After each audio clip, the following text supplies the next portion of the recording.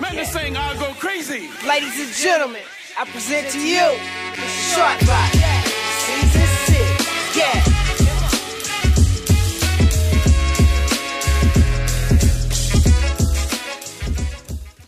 I'm really surprised that all of us kind of like didn't have the same shit. Yeah. That was what I was afraid of. And if I would run You know what? I thought my research was pretty good by Saturday night. So good that I was like, I'm just going to go watch Lion King now. Pulled into the parking lot, and a very rambunctious Walt called me. He was like, hey, fool, did you know that Marvel is currently live right now at Hall H? And I was like, oh, like I almost swerved. I was like, oh, shit. I was like, I'm about to pull into this movie and watch Lion King. And so next like, 50 movies, eat it. I could feel the judgment from the phone when I said, I'm about to pull in and watch Lion King. There was silence, and I was like, you know, because Blythe wants to go watch it. Yeah, but you went to that country concert. Yeah. That was fun. Yeah, I did a lot of, you know what, damn, I did a lot of things this week that I did not know I'd be doing. I did promise Shaggy, who's our special guest today, filling in for C, that I was going to highlight my reaction watching Sleepaway Camp for the first time. Yes. The two nerd boners that just happened between you two is ridiculous. Like, okay, so for those uninformed, the Straight Chillin' podcast crew, really good friends of the show, as well as another, I don't know if he's a new podcast, but Something Ghoulish podcast teamed up. He's from Orlando, by the way. Also does like horror movie, but it's more so videos. But they teamed up to do a live show at Sunray Cinema this past Wednesday, and the movie they showed was Sleepaway Camp, and then they did a live podcast show. I wanted to go out there to support, and as more people found out I was going to go to the live event, I started getting the text of like, yo, you're not even ready. Dude. Have you ever seen the movie? No. Oh, you're not even ready. Shaggy being one of them. Cesar was hyping it up. I think even Robbie from Straight Chillin'. And I got to say, yeah, I was not ready. Oh, dude, nah. Me and Robbie were talking about that. I was not ready. Me and Rob were talking about that for a smooth week and a half. It's because the movie is like, until that last scene. Yeah. And then it's changes the whole thing. It's one of the biggest twists, not in just horror movies, but in movies in general at the time. It's just because it's really niche. If you don't really mess with like horror, especially like 80s slasher movies, you're not going to catch up. But that twist alone is still being... That face is like burned into my brain. Bruh, I seen it for the... Because that was a mask. Yes, it was a mask. I saw like the whole... Okay, I was wondering why it was such an awkward face. Because it was like a boy, they got a boy to do that last scene, and then they put a mask. They made a replica mask of the girl, and that's why it has that really creepy look. And Ashley, have you ever seen Sleepaway Camp? No. Okay. Look at her. So look at that smile. I'm telling you right now, you'll probably be in for a treat. There's a lot of murder going on in that movie. It should be available on Shudder, I believe. Still, that's how I've seen pop culture references for it for years because that thing was on Robot Someone Chicken. did like a light switch cover with that face. Yeah, really. I think that's nightmare fuel, bro. Like, I just remember me and my ex were watching it, and she was like, "What the?" I was like, "Bruh," and I'm like, part of me just paused it just to like tease myself and her, but I think it did more damage to me than it did her. She was like, "What are you talking about?" I'm like, "Oh God, nothing." Because it's, I mean, just by itself, it's not like it's a pretty average slasher movie. Yeah, but dude, then it's that one scene, and they closed it with it too. They didn't even explain nothing. They were like, "Boom!" That red bleeds out, and then it's done. I will say the next day, I just started thinking.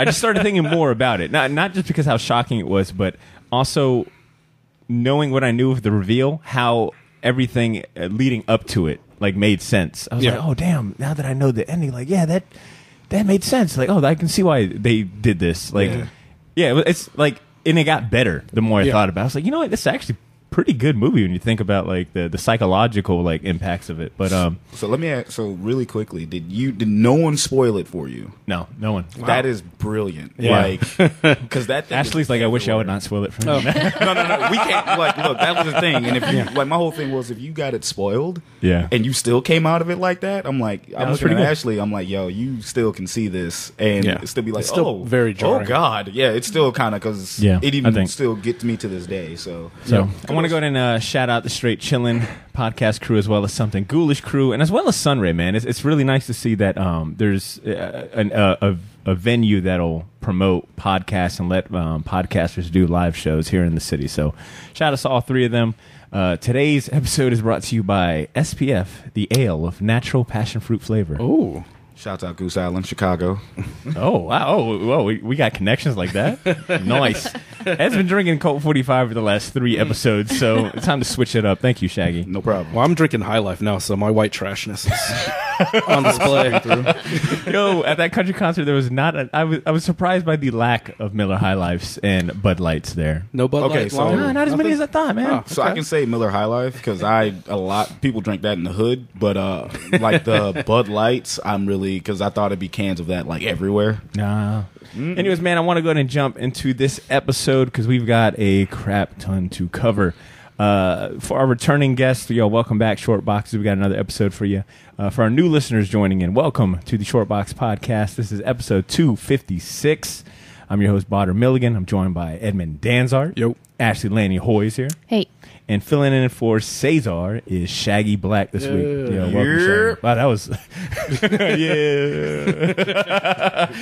Shaggy Black, a.k.a. the Fly God, is here with us. And Shaggy, you chose like one hell of an episode to join. I knew we were going to cover a lot when it came to San Diego Comic-Con, but the sheer amount of things to cover this episode is quite a bit. Massive. Because I'm telling you right now, I mentioned this earlier in like just hiding, but I'm kind of glad you didn't hear, but I'm putting myself on blast. I did not prep for this show until like get out. last night because I was freaking out, going like, "Yo, where is everything? Where's the juicy bits? Like, there's nothing right now." I was like, all right, Full man. disclosure, we don't really prep. For the Yeah, I show. kind of figured. And he's telling me to get out. I'm like, I got bro, like three pages of this. Botter preps, and then we just show up. so I'm like, yo, we'll just go off for you, bro. Bounce off him. Nah, but I'm like, and then I'm texting you frantically, like, yo, you seeing this? I'm like, good, he won't expect a thing. Yeah, you got me there. Well, look, here's the thing. I thought I was done by Saturday. I was like, oh, there's nothing else that's really going to blow up. And I guess, stupid me, because Marvel hadn't even done their panel until last night. So now, this morning, I frantically woke up and was trying to get like all the information and the news. And for the most part, it didn't seem like too crazy to catch up. So I just want to let our listeners know we will be going through covering as much as we can of San Diego Comic-Con. Just as far as like time limitations, we aren't going to be able to get to everything. We'll definitely cover talk about the trailers that came out for the various movies and different shows. We'll definitely talk about the MCU Phase 4, of course. And then we'll spend a couple of minutes doing our short box story segment, but it'll be San Diego Comic-Con specific. So we'll highlight a few announcements or news that came out that maybe slipped underneath the cracks or maybe got overshadowed, or that we felt, hey, this is actually really cool, and I'm looking forward to it. So real quick, before we dive into all of this San Diego Comic-Con news coverage, I want to get some important things out of the way, and definitely my favorite part of the show, right? This is our chance to go ahead and thank and shout out the new supporters and Patreon members. This past week, we've had the following folks go ahead and sign up. I'm talking about Greg Hopkins, Roland Diaz, and Blake Simone. They all recently became Shortbox patrons, decided to back the show with their dollars, and I cannot express enough how much that means to us, man. Thank you guys so much. Thank you, Greg. Thank you, Roland. Thank you, Blake.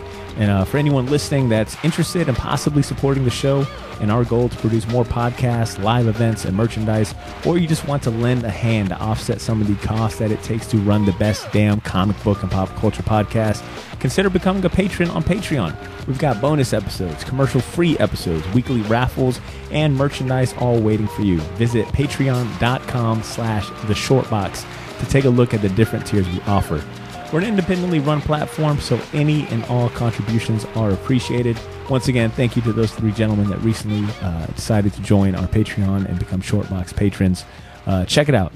How about we start off with the trailers? I know day one of Comic-Con, which started, I believe, Thursday was the first day, and then it's supposed to end today, or it has ended. I'm not sure. I'll be paying attention to the news, but I know the first day was a lot of trailers had dropped. So I'm just going to go through what I had watched, and then we can kind of chime in. Has everyone seen... I've seen the It trailer. Yeah. Yes, sir. Bill Hader is in it. Yeah. And Yeah. I am Dude, so the excited. adults to the kids, they did a really good job. Like, they look believable. Yes, they do. They could be the... Yo, and it's a solid... Like, James Oh, yeah. McAvoy, Bill Hader, I always forget the name of the redhead chick. Who's the? I can't. Chastain? Is it Chastain? I don't know, man. That's Jessica Chastain? Jessica. We should. This is one of the. This is why I have the computer. Thank you. Yeah, exactly. This was the one that needed. Yes, Jessica Chastain. Good. Yeah, because I was the butt chin threw me off. I was like, wait, does she have one? I was like, damn it, James and Jessica. But you even see that they even when they casted Jessica Chastain, she actually has the same little butt chin the other girl had. Yeah. So it was like spot on. I was like, yo, I can believe this. Look, the type of things us nerds need like to validate a movie is really funny. You heard that like the kids that the actors that play the kids sent them pictures of themselves to the adults so just out of nowhere and wrote them a letter. Crazy. And like, kind of creepy. I can't remember the other kid that was the kid who was always on the placebos and stuff. His actor, shit you not, looks like him if he was like Looper, like if he came from the future just to pay himself in the movie. That was like, yo, I'm gonna do it. You know, the kid. Well, shit. The only black character in this movie still looks like. Even as an adult, he still looks like, God damn it, I'm trying to, like, put this shit behind me. Like, God damn it. Bro, get me the fuck up out Yo, of here. exactly. His same face, he's like, so you all got to leave. Yeah. So, like, he may not look stay. exactly like his kid counterpart, but the spirit's still there of, like, what the fuck am I doing with these crazy white kids? oh, no. That's exactly what it is. He's been weathered down, like, for years. He's just been like, bro, it's like, everybody's like, hi, what's going on? They've got on with their lives. He's sitting there going like, Yo, he's like, I gotta avoid fucking cops and clowns. Like, I just want to be like left alone. Ashley, did you catch it? Yeah, it was pretty good. Do you guys watch The Wire? I do. Yeah, because Ziggy from The Wire is like the kid, and I was like, All right. I'm glad to see people get work sometimes. So you've watched The Wire? Yes. Okay, the level of fucking gangster to you is ridiculous. You watched? I've yet to watch The Wire. I know. That's why I'm disappointing you I know. right now. So when she Here, take said, my black card. Yeah, dude, I'm just giving it to her. And we're gonna erase that name, and we just Damn it. We're gonna later, and we're gonna laminate it though. We're good. All We're good. right. I can't really look at the actor who plays the clown, Bill Skarsgård, anymore. That I like, think right he now, can do in real life. Whereas I'm looking at this IMDb right now. Like, not this CGI. guy sounds looks lifeless. It's even in the poster. Yeah. And I'm just like, I saw him in an interview do it. He's like, he like has one I can just shift over. Yeah. It's like, ugh. I'm like, dude, what? Yeah, no, that's perfect. Get out of here. Well, it's weird at the end because it almost looks like, and it's all theory. It looks like they're kind of might be changing that Pennywise origin where he's not like a space spider god. Yeah, because they kind of teased the little turtle in the first one, but it was a Lego piece. So it was kind of. But in that first trailer with the old lady that gets naked and crazy, she looks at that picture with like with Pennywise him. the clown, and then at the end it looks like an old time where his face gets scarred up. Yeah. So there's rumors that they might do like a prequel, like a Pennywise origin, but separate from the Stephen King Dark Tower universe. I had a really good video game adaptation idea, where it's like a purposely retro style video game, and it's sort of like Duck Hunter, but it's like the red balloons, and every time you shoot or you miss, it comes out and he laughs at you. And he like and stabs you. Not even stabs you. He just eats you. Stabbing would be a blessing. Just like a fun mobile game, you know.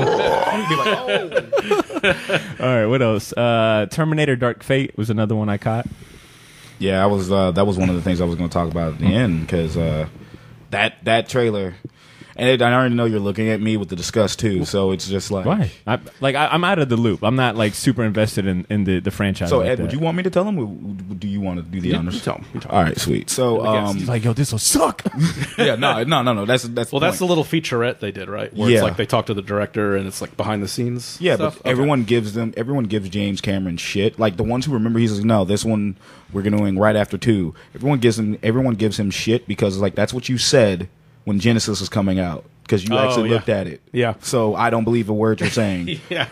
But for them to go out, that trailer, when I first heard of it, I'm like, oh, God, another Terminator, man, whatever. And then the trailer comes out, I'm like, oh, shit, here we go again. I'm like just in there. The music, too. The music in that trailer was just the whole creepy. ominous about it. And then you have the OG Sarah Connor just come out with a fucking like rocket launcher. Oh yeah, the I'm bazooka. like, Yeah, I'm definitely not stepping on her like yard or ground at all. She bro. looks like she'd come out with a gun. And shoot my leg She's off. already tired of your shit and she didn't meet you. Can I say that? I know this sounds like weird coming from me, but the cussing threw me way off in that trailer. Like the little featurette. Oh. I was like, why is everyone cursing? Like, jeez. Yeah, no, it's like I've seen death, bro. No, there's like, but no, they when I seen the trailer and then I seen the trailer, I was just like, oh, fuck, I'm gonna be there, ain't I? I was like, I know. well, it's one of those movies too. It's like you got to see that movie on the big screen, just the spectacle of the movie. You know, It is. It's like Hobbs and Shaw. Yeah, like it's you just just gonna gotta be do it. But you know that's ridiculous. Yeah. You don't Yeah. go in there with a thing of sadness because you already I don't know know. what you're dealing with. You go Yeah. into dark I fate know. going like,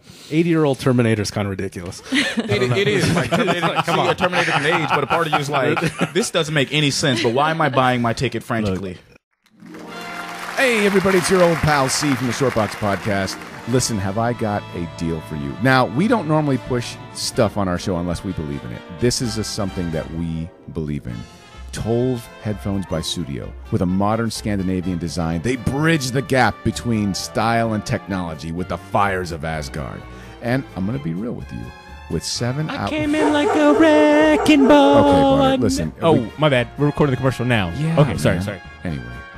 With 7 hours of battery life, you'll have plenty of time to listen to Slayer, Mayhem, or Skeleton Witch. And that's... Oh, my bad. I'm going to turn the volume on these studios down Yeah. just a little bit. All right? Thanks, Sorry. buddy. Anyway, they provide free worldwide shipping, and there's no reason to pay full price. So please, use our promo code SHORTBOX, and you'll get 15% off. That's promo code SHORTBOX, and you'll get 15% off of the headphones that we use on this show. Make it a priority in your life. It's important. Big That's- pimpin', spending cheese. You know what? I should probably leave while you're recording this commercial. It's important. Sorry. Yeah. Anyway, remember, Studio for the best listening experience. We now return you to your regularly scheduled program. Look, that It's trailer, the nostalgia thing. that dude. trailer was just You gotta see one of three where I was like, if you don't get your old ass off these movies, all right, like, all right, we get it. This franchise was really good. He needs to recoup that movie from the Alita movie that he made. Yeah. That I loved but didn't make any money. Yeah, didn't make any. All right, cash in on this Terminator thing. Alita made $20.12 Yeah. at the end of the day. Bro, Yeah. they're gonna get more in DVD sales or Blu-ray Oh, for sales sure. or That's gonna streaming be sales, like, and they're gonna yeah. recoup their money. But Oh, yeah. man, like I said, I'm just upset already. I'm like, if you think that I'm gonna let this bullshit of a movie get my coins, you're actually looply right. That's exactly what. That's got me again. I'm like, Damn it. I'm like, son of a bitch. I'll show you. I'm going to matinee. Exactly. I'm not paying the Look, full show you, price. I'm gonna buy this movie for $5. Speaking along the same lines, that this next trailer, I was like, damn, I got my movie. Top Gun Maverick. Like that movie, at least from the trailer, the plot is literally, yo, you're too old for this shit, man. I was going to ask you, since you were in the military, is it possible for him to still be in the military as this rank for that long? They would either without kicking him out. No, they would definitely try to kick you out, or they would look at you like you are not progressing, and this is becoming an issue. Like I've never seen. Yeah, I was just I've wondering, never it's like, seen is this possible? And can you just take the jet out for a joyride in the desert? Like fly 10 feet above the ground? Look, I didn't see any like maintenance team or support team to help No. them like launch. You don't. I don't think pilots just hop in the jet. Like I'm gonna give it a quick little 5. Yeah, okay. I need. I've never been in the military. I don't know. Maybe you can do that. I need 10 minutes. My wife is annoying the shit out of me. need to clear my head. Yeah, That one's a strange one. yeah, that is. But Because it goes back and it like kind of replays stuff from the original, like the bar Yeah. where they're singing in the bar. Okay, so that and he's wasn't- playing volleyball Got like with it. his shirt off. You know, yeah, because I was like, damn, Tom Cruise is like Yeah. ripped. He's still. still The ripped. volleyball scene's the only scene I've ever Play with seen the from that boys. movie because Yeah. somebody sent me the link to it. Oh, it's hilarious. That's the only part of that movie I've It's ever awesome. seen. Look, Danger Zone. Manly then, kind of homoerotic now. This is a different time. Way different time. Look into my eyes, Goose. let's see what else I got. Did y'all catch the trailer for 80 Astra with Brad Pitt and Tommy Lee Jones? I did. That Yes. shit looks fucking That looks epic. really good. Like- I know nothing about this. Please, all right, fill me in because you guys are definitely way more knowledgeable as far as seen more movies. This is not a remake, right? Is this an original concept? I believe it is an original I concept. think so. It's not a reboot or sequel. All right, we'll run with that. We'll run with that suggestion. If Yeah. we're wrong, we'll figure it out. But that looks great. That Ashley, does. have you seen it? No. It's like this astronaut flick where it looks like we've started colonizing other planets.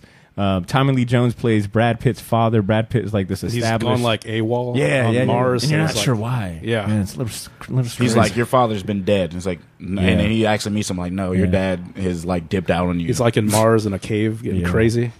I don't But know. it's like Weird. there was like a scene where like Brad Pitt's like this established astronaut, and he's like driving one of them little rovers, and he's shooting at like other astronauts. They're like shooting at each it's other. pretty fucking epic. Whoa. that shit goes left like real quick. You're thinking it's kind of like you're thinking to yourself Zero like, yo, gravity this is about to- gunfight. exactly. You're thinking that this is going to be like one of those movies that you're going to be like, all right, this looks like it's intelligent. All right, Like The cool. Martian. Yeah, like Yeah. something like Yeah. intellectual. yeah. And if it's along that lines, I'm sold. Something intellectual thriller, and then next thing This you know, looks he's more out like here action oriented.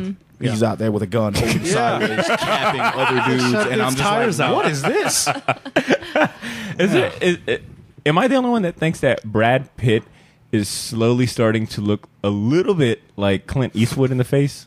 Like especially this trailer looks like how like stern I can he see looked that. in some of the In the face scenes. droopage, I understand where you're Yeah, coming from. where he's Yeah. like, "Get off my fucking lawn." Yeah. you know, that's Clint Eastwood's face all the time. Except he looks like he'll say it, but say please afterwards. He's like, please. get Like, the- get but the it's fuck like off one my of them lawn. pleases where it's still like, oh, he's gonna, like, he's already yeah. loaded. Yeah, he's already loaded. That's Oh, a warning. it comes before everything Yeah. else, Maybe- not after. It'd be like Tommy Lee Jones is like shacked up with an alien, like in the mountains, you know? He's like, oh. having weird little believe it. hybrid kids, Yeah, man. Okay, powers and shit. awesome. Let's see.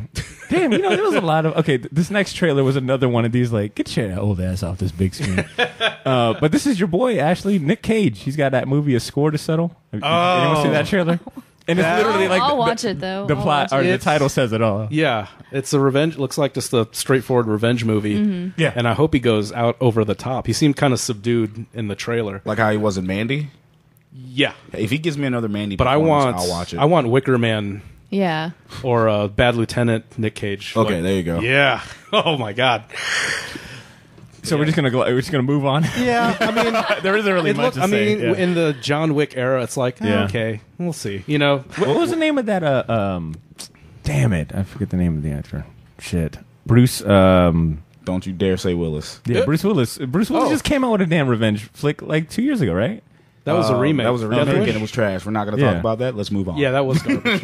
Where he was a doctor. He was. Yeah, it was. Yeah, It was a Death Wish. Wish Yeah, remake. It was garbage. The non Here in yeah. America, we need to start like Eli paying Roth attention did to that these too, signs. right? All right, we got old angry white dudes like just out like putting the law in their hands. folks. Too many movies like championing that. Okay, and then the last, at least the last trailer I got to see, and you guys can chime if any additional ones. But Jay and Silent Bob reboot looks fucking stacked. It looks like the MCU, the Avengers of. Did you see the first one? Did you see the original? Yeah, yeah. Okay. It's been a I was minute, about to say. but yeah. That's the thing with I'm kind of on the conflicted because I'll probably see it just because I yeah. have that history, but it's almost a lot of the same jokes, you know, Of in that course. trailer. So it's like It's the same movie, only they're it's the older. same movie. It's older, and I don't know if. And I don't want to see Kevin Smith's kid in any more movies. So Get this nepotism out of here, man. well, it's cool that like Method Man and Yeah. Yo, It- yeah, they got all the famous potheads in this. But but the How first one high? had that too. Had all these cameos, these At crazy the, time, cameos. at the time, that was Yeah. like pretty much cameos that would like, oh, I smoke weed and I also owe Kevin Smith a favor, so let's all Yeah. just show up in this. That's literally how he gets his. That's Yeah. literally how he gets his actors. you only have to shoot one scene. He's like, oh, Ben Affleck's like, all right, dude, whatever. Yeah, I was And he surprised just- he got Affleck. Oh no, he Matt like when he Damon. talked about the trailer. Ben Affleck was like Snoochie Boochie is like right under it. I'm like, oh, yeah. yeah, like oh shit. So then he shows up. Yeah, Matt Damon pretty much had the same clothes on when he was in Loki Dogma. in this, right? Yeah, it's like, and that's the thing too. Everyone's still dressed the same. Brody has the same jacket, but he has like the Stan Lee shirt on. Yeah. underneath. yeah. I don't know. I wish the trailer showed a little bit more than just the old movie with new. Yeah, you know what I'm faces. saying? But I'm sure it'll be. It'll Fun, be yeah, but it's- because he's been playing in this movie for like Yeah. years, and it's kind of like let me go do this other bullshit. And the first one that was I like that. really It was want like- to do. Wink, wink, nudge, nudge. Just give me money. Yeah, and this is then, going to be like all inside jokes for his fans. Type Yeah. of thing, like the first one was. Ashley, you already bought tickets for it? Why do I think that you're a big Jay and Silent Bob fan? Are you a big Jay and Silent No, Bob fan? I like don't know it. why. I like that he wants to do. He just wanted to make movies with his friends. I think that's cool. I think Yeah. Tusk was horrifying. No, On both ends. I try not to think Yeah. about that movie. But I remember He was starting to do some horror stuff, and then he just stopped after. But he was. I was watching something. He was talking about when he thought he was dying, like he was the heart about to attack? die, and he was like, "Yeah, I really wish I would have made that movie." Like that was the only thing in his head. He's like, shit. All right. Wife, kids. No. That's what he sees at like his Twilight. That's what he said. He was like, "Dang, I really wish I rebooted could have this. made that movie." So that's like a. So wait. He had a moment. He saw where the he, light. Yeah. He the said, tunnel. I need to remake this movie, and then the plot of the movie is And God's them like, go trying back. not Your to. work is not done, my son. Exactly. You need to go back and reboot this movie with dick jokes. Yes, do this movie. Like, do it all over again. The world is not People ready need for you to leave yet. We need a Jay and Silent Your work Bob is not reboot. done, my child. Dude, you know that's exactly what happened. Too. You know that's exactly what happened because he is Jesus. Was God like taking like a bong rip? Yeah. Like, he sent him back. Oh, You gotta go back down so people can forget that bullshit. Oh man, that's all the trailers I saw. I didn't get a chance to see what is apparently a horrendous cat remake. Oh my God. god! And I'm Can gonna. I talk can about I- that shit? Before that, can I just apologize to C because I seem to really upset him? Yo, I don't know why When I- C was back. Like He was defending the shit out of this. Are you serious? I did. Yeah, I I said don't know what was something going about wanting to do the Game of Thrones, and I just saw that as just a throwaway comment, like, "Oh, that Cats trailer is horrible," and he's like, "What? Do you hate the theater? How dare you, Philistine?" He seriously said, Actually, yeah, he said called me a Philistine. And I just said, dude, I don't like this CG furry nightmare horror movie. The C. Oh my god, The C it was was like classic C 100%. And I like theater. I've sang memories in the shower, crying to myself all the time. But there's a difference between seeing like people dressed up as cats on a stage, That is some funny shit. I'm than sorry. making a movie with this like CG Oh, horror. God. It's kind of that. It's like the Alita thing with the eyes to me. It's like that uncanny valley. Where it's like just creepy, real enough to where it's just creepy. Yeah. And I'm not big onto furries to begin with. For anyone that's listened to the show maybe even more than 5 episodes and then like long-term listeners, Oh, man. they know how C gets when he's like in Boy. defense mode for like Yeah. art and some shit. Boy. We got that through these texts. Oh, my God. I did not chime. This is one time I was like, I'm gonna let this one play out without. I didn't know me. if he was serious, but I think he was serious. Oh no! I was like, he used the word Philistine. He's like, Philistine? Ed, I'm gonna get on your shoulders on this here short box so we can sign a ship. Okay. So we can actually like soapbox so we can actually share this moment together. Yeah. See, and I hope you're listening. Why the fuck are all the cats wearing like black cats wearing chains, bruh? Whoa. here. Go look at the fucking trailer. Oh my god! You know what? Everyone is Shaggy. wearing a fucking chain, bruh. If that is how you have to represent black cats, fuck out of here, bro. Jason Derulo, big lip ass sitting there. No, man, fuck that movie. Well, the Yes. Corbin, he was like in the Speak. tuxedo. He had like Yes. a little bow tie. And Oh my god! Fucking Idris Elba had a fucking chain. What the fuck, He bro? just, like, guys won an Oscar. Come on. Come on, bro. Why are they wearing all chains? This Bruh. is uncomfortable. Yeah. Bruh. See, The white cat's having like a pillow fight and like dog a rich. have like a fucking Yeah, they're having a good old time. Dame Judi Dench is wearing a fucking like mink coat as a cat. A cat bruh. wearing a mink coat. Which is. I am not high enough to appreciate any of that, but even is- if I was, Yo. that shit still would that make movie sense. Isn't that like- is a bad trip, is what that movie So is. she's like a cannibal or some shit. Like I that's don't like know. us wearing human skin. Like, as like yo, she is just like Oh, man. kicking back wearing fur. I'm like, yo, Philistine. So if she's wearing Philistine. that's the name. That should be the name of the episode right there. Marvel Philistine. You have no respect for the theater. How dare you? What was the name of the director he kept throwing on our faces? Damn, I got to go through it. Are you not a fan of William D. DeBach or some shit? Andrew Lloyd Webber. Andrew Lloyd Webber. Yeah, You're not a the fan playwright. of the great Andrew Lloyd Webber? It's like, wow. It's Bruh. fun. The fact that man, she, y'all crack me up. the You fact guys that crack me C up. fucking defended this bullshit. He Just loves it. like Oh man, it's He's going to have cat ears on Like, opening night. That's the thing about And you know what? This is all within fair play because you guys know our rule. If someone is not here, one of the co-hosts are here, we can shit talk. Should have showed up. Oh yeah, this is my first shit talk episode too. Hey, man. Yeah, Well, like, you never know what will rile him up. Like sometimes I'll say like, oh, man, if I say this movie is just semi-okay, he's gonna get on me. But then he'll be like, yeah, I agree. But then other shit, you're like, yeah, that movie fucking sucked, and you know it sucked. And he's like, are you Philistine? Yeah. Philistine? Oh my God, see, bro, no, baby. All right, no. Ashley, did you buy your tickets for that one? I'm gonna ask you buy your tickets for all these like movies. I'm not an Andrew Lloyd Webber fan, so I don't know if I can comment on this. Don't say it It too was- loud. He might be. Save yourself. You're gonna get some angry texts later. Luckily, he doesn't listen to the show. So What other? I'll go find I'll him probably myself. I'll just probably send him this clip here. I'll probably isolate this clip as a promo. Hey, here's Shaggy Black talk about Like, bro, answer me racial that, injustice among the cat community. Wow. All the for real, why the cats in the slums, G? Wow. Why Yeah. is Idris Elba attached to this? I didn't know that part. Dude, and Jessica Houston. And you wanted to play James Bond. Boy, Dude, you that better cast sit is down. crazy for can't- the nightmare fuel. Yeah. fuel that it is. You had to get motherfuckers who can act and motherfuckers who can sing right in the middle of that, because you know the motherfuckers who can act probably can't sing, so you have to Exactly. get the other people to sing the actual prominent songs. I hope they got a lot of money What? Fuck that movie. because they're probably in bodysuits, like green screen bodysuits, dancing CGI around and shit. in a warehouse. Bruh. Green screen everywhere. Ugh. Oh, What other? Jennifer Hudson, by the way, not Jessica Houston. My fault. What Fuck that what other trailers you guys? I you did guys just peeped? see a couple things. It wasn't really a trailer. They did a tease. I don't know if you guys saw of the Hawkeye series. It's going to come to. Oh, they Disney. did a tease.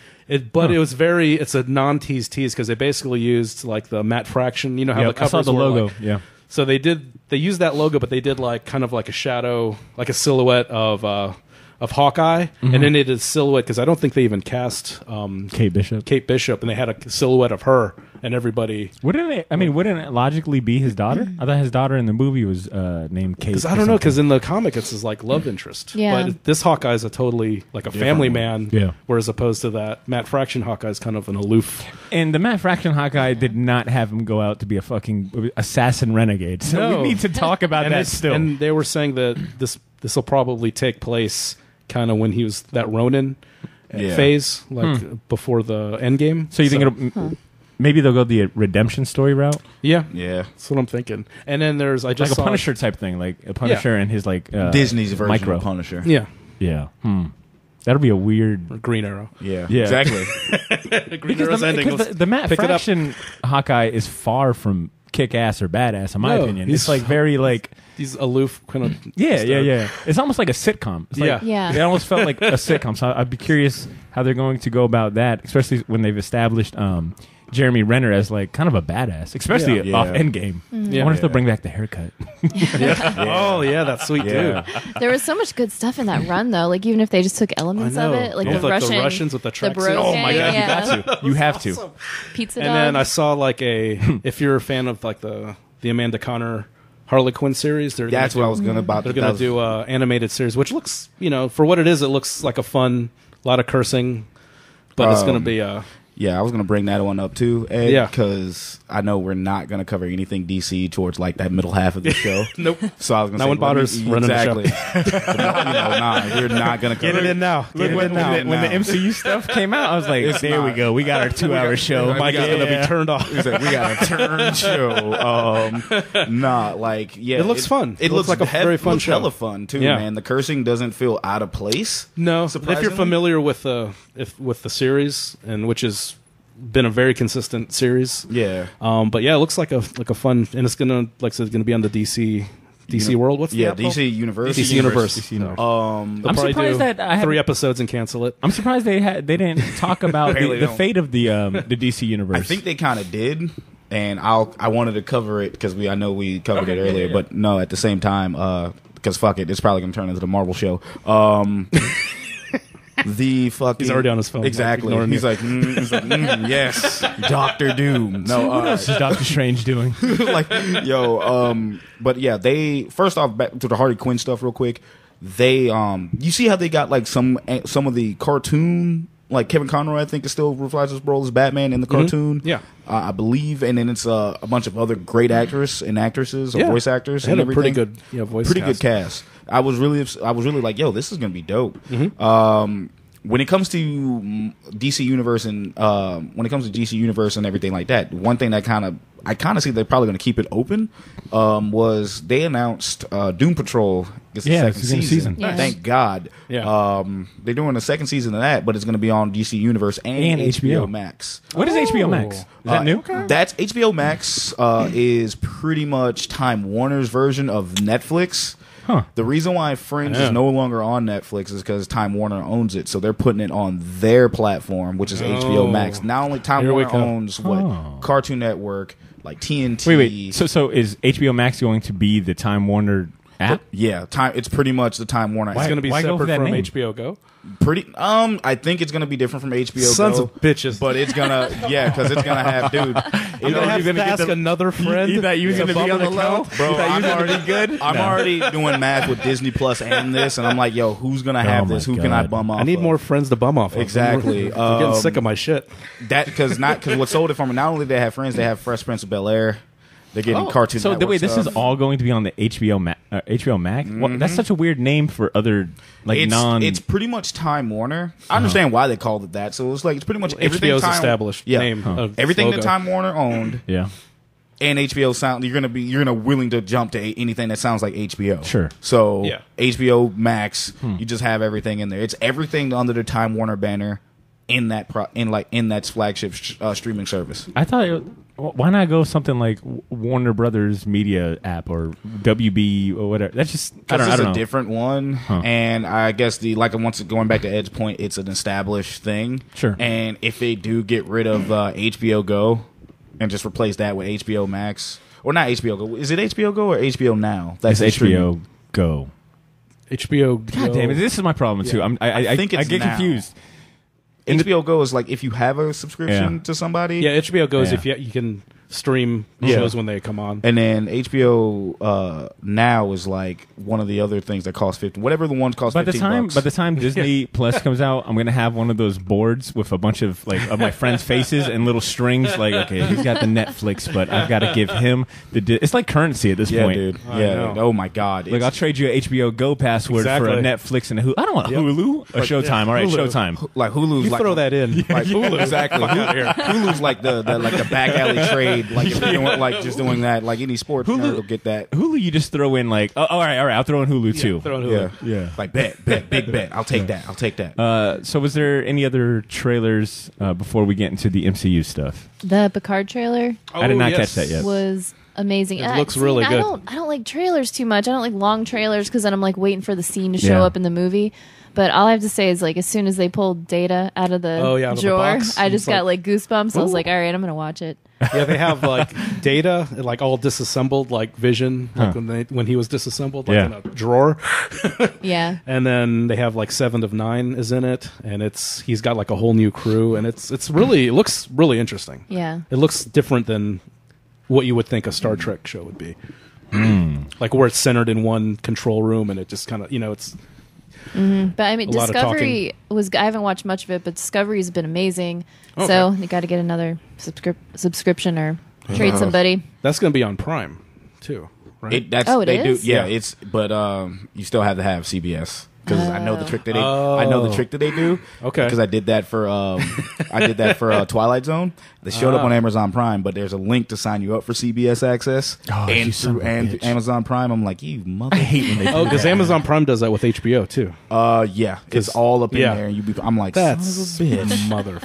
Like smart as fuck as I'm clicking the button. I have a feeling that friendships and family members are about to be tested. I told you stop signing in, damn it. Hey, I already changed my password. Do you know the worst part during this whole show? Sometimes. Why you bullshitting? Look, do you know the worst part though is like when you get? I have no problem. I have a few friends like I trade passwords. The problem comes when you get the text like, "Hey, this password is not working," and now you've got to like change the password. God, it's like it's a pain in the ass. Like, yo, if you're gonna use my passwords, don't fuck it up, please, for the love of God. Because some of these places are like, yo, you can't use that password again. You're like, damn it, I spent like an hour thinking of that one. That was a good one. Damn it. So, any other trailers? Anything last? Anyone catch like this Witcher? Oh, you can go ahead and pop that. They all know. Hey, nowhere. Hey, bro, Drunks. this ain't drunken hospitality. Did anyone catch the Witcher trailer? Is that like the Henry Cavill, Yeah, like yeah, the yeah. Daenerys wig sort of? Yeah, looking? which is funny because Drew has just recently been getting into the book, so he's been talking to me about it a lot. So it's kind of weird to see that also the trailer. Time out. Yes. Did you say book? That Drew? I know Drew reads books. I know Drew Like a lot. reads. Yeah. But Drew the can fact read. that he's, I know, Okay. I know, I'm not saying that. Like, I'm not surprised, but I'm like, this is the one time that I'm sitting here saying, "Go play the game, dude." Yeah. Like, the game will tell you more. Get than out the of here, book will. nerd. Yeah, exactly. I'm like, get out of here, nerd. Turns on PlayStation. Yeah. You know, like it's just But no, He's the nerd for reading the book. Exactly. Instead of playing the video game. Look at this motherfucker trying to educate himself. Better yourself. Philistine. Philistine? Philistine. Go ahead. I guess, but I think the only thing that took down for me was the logo, the Witcher logo, because the prominent Witcher logo has a wolf in the front, Winterfell. just really fucked up demonic looking wolf in the front of it. It's a nice little pendant, but this one has the wolf on the side with another one kind of like yin and a yang type thing, and I'm like, man, I don't know how to feel about that. But Henry Cavill's a sexy motherfucker right now, so I'm gonna let this pass. Oh my god, Yeah, that he gets trailer. away with a lot. I'm like, hey, bro, hold on. I get it. What the hell? Why you look so fine, boy? Hey, cook, hey, hold on, time out, bro. All right, let's go ahead and jump into this MCU news, and then we'll do our individual spotlight. So I'm just going to kind of work through what I've been reading as far as the timeline, and you guys can jump in.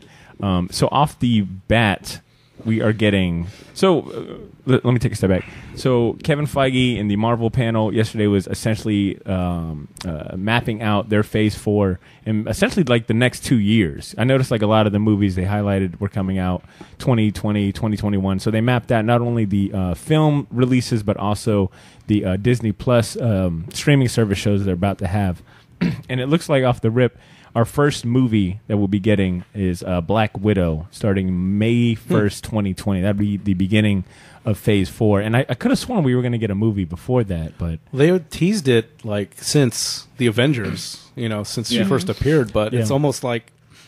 I still stand by that. I think it's it feels really late in the game. Yeah, that's something I think they should have done. Yeah. Like right after Avengers. Yeah, because there was like that Or right after Ultron. There was that time period, maybe a year, maybe this year or last year, where it felt like there was a bunch of movies very similar to there was like Atomic Blonde. Yeah, and there yeah. was the other the Russian Jennifer spy. Lawrence one movie too, or Red J-Lo Sparrow? movie. Shit, Hannah just Red dropped. Sparrow. It's the Red same Sparrow, shit. yeah. So I'll be curious. I know that they're filming. I know This I've is seen an some origin like, movie images too, right? This is I think so. Yeah. Yeah. Okay. Definitely takes place in Russia. okay. That, and it also covers what happened Maybe in Budapest? Yeah, it covers Okay. Budapest. That's funny. Okay, I'll take it. It's like a light entry into what Yeah. I'm really excited It's for. a strange kind of step back to the story that they've ended with Endgame. Yeah. It's like kind of going back and Yeah. but At comics this do point, that too. I don't give a damn because whatever Kevin Feige does at this point, I'm Yeah, just yeah. with Can't it. doubt Like, him. I'm like, you know what? Because I had no interest in the Black Widow movie. I know most people wouldn't have interest in looking at a Black Widow movie because of certain things Scarlett Johansson just said recently about what role she should have in Hollywood. Oh yeah, That didn't really help. She actually had to go back. she and, said some stuff with the Ghost in the Shell too. Yeah. What did she say? She said that she could essentially play whoever she wants. Yeah, she don't I really can care play- about the race. I have the Exactly. right to So play. I have the right to play anybody Just like- who I want. I'm like, and it's like exactly. Walking back like, hey yo, collective black confusion, just kind of like, just What that bitch say? Yeah, exactly. I'm like, hold on, time the fuck out now. Wait, she's playing Botter in what short box biopic? Hey. Like it was like, but yeah, she said that shit, and I'm just like, and people just like, okay, we're getting Black Widow. Then they say, oh yeah, to make people want to see this movie, we're also putting Taskmaster in it, and I'm like, I'm down for that. Shit, bring on that. I'm villain. like, okay, So is that the confirmed villain? oh yeah, Cool. Oh, Taskmaster's I'm in for it. Taskmaster. He's a good is- villain. Yeah. like in perfect for that role with him. I mean, her villain, assassins. her antagonist would have to be something of a or like along the lines of a mercenary or a. Yeah, they killed Crossbones already. Yeah. Yeah. So I'm down for Taskmaster. Yeah, that's cool. So, and then we've got Doctor Strange in the Multiverse of long ass title. Doctor Strange in the Multiverse of Madness. That comes out And like the timing, like how they spaced it out. So we get Black Widow in phase, May 1st, 2020. Doctor Strange is the same time frame, May 7th, but the following year in 2021. I know that they made mention that this will be the quote-unquote first horror film of the MCU, and Scarlet Witch is co-starring in this movie. So that has me excited. Like them two together, Doctor Strange and Scarlet Witch? Yeah. What got me excited was, we're going to make this our first horror movie. So I'm sitting there saying, so you're taking what DC's been doing right for the last 2 movies. Well, they're horror movies because they just suck so bad. See, whoa.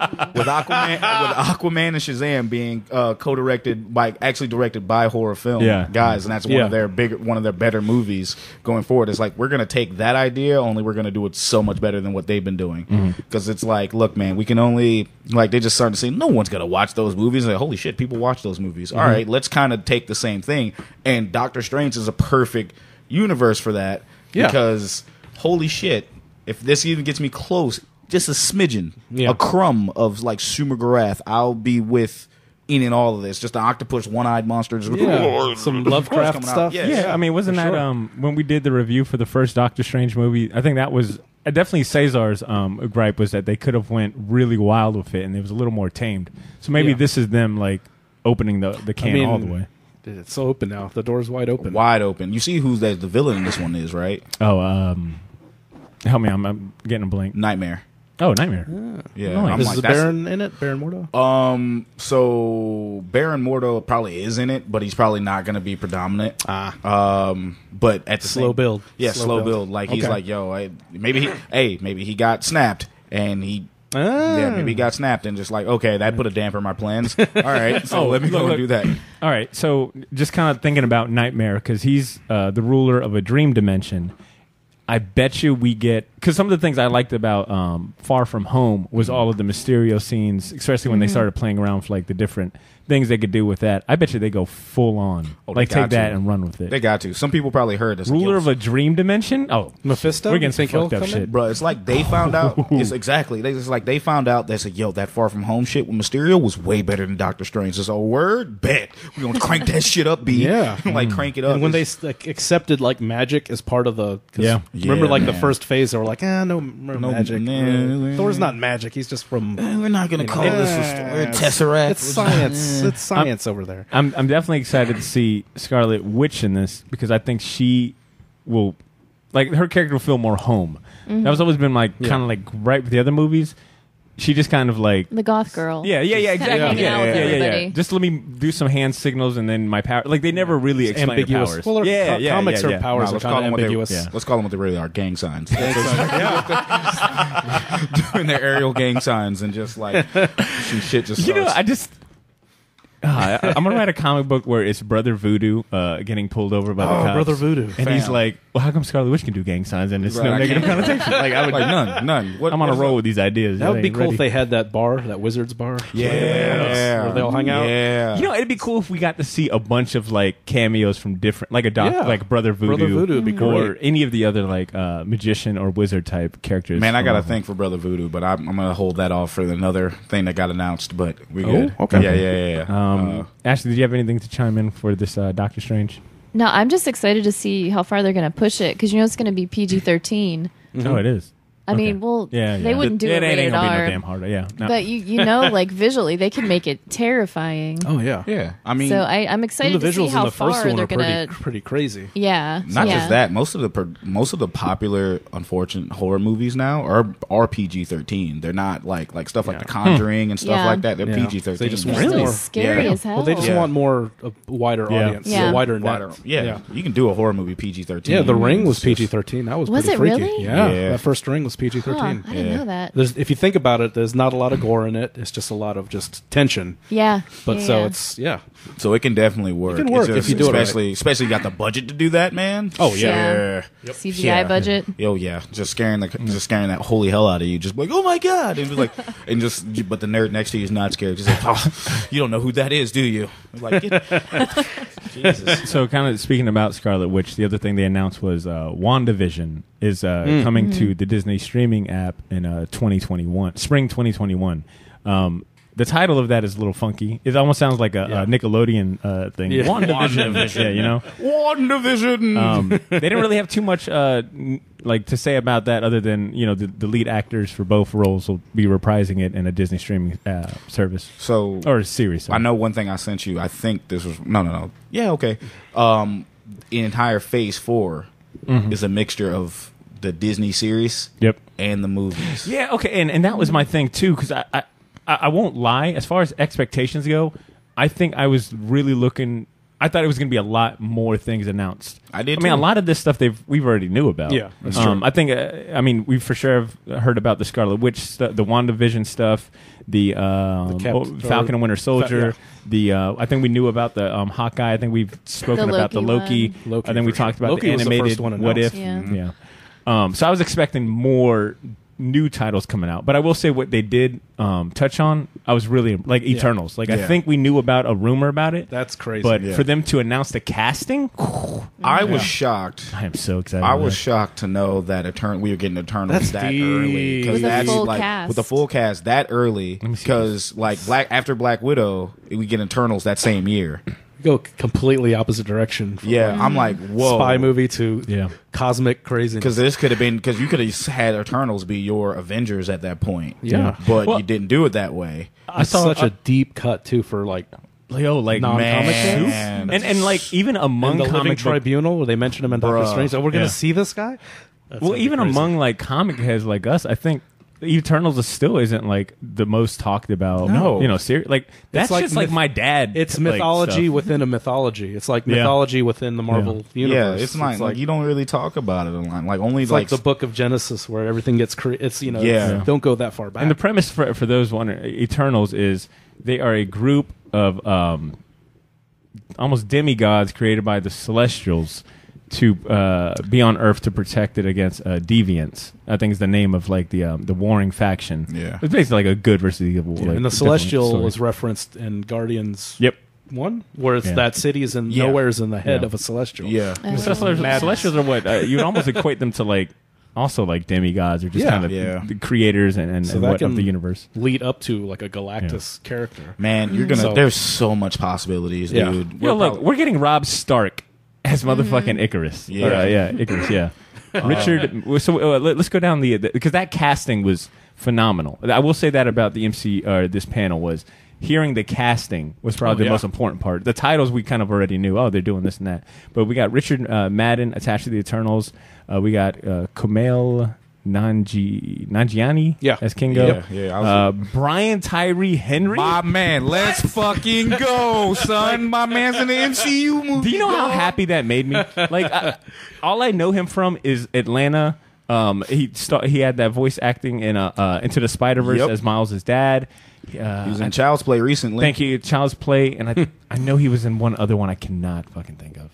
I have to look it up, but he's in this. Who was he in Atlanta? A Paperboy. Paperboy. No way. Paperboy made it to the MCU. Son, my man's get out of here, man. Coins, son. Oh yeah. Yo, when I seen his big ass on stage, I was like a proud father. I was like, yo, is that my dude? I said, yo, let's fucking go. All right, and the thing is, it made me laugh even more thinking about the costume they got because they have him playing the character Phastos.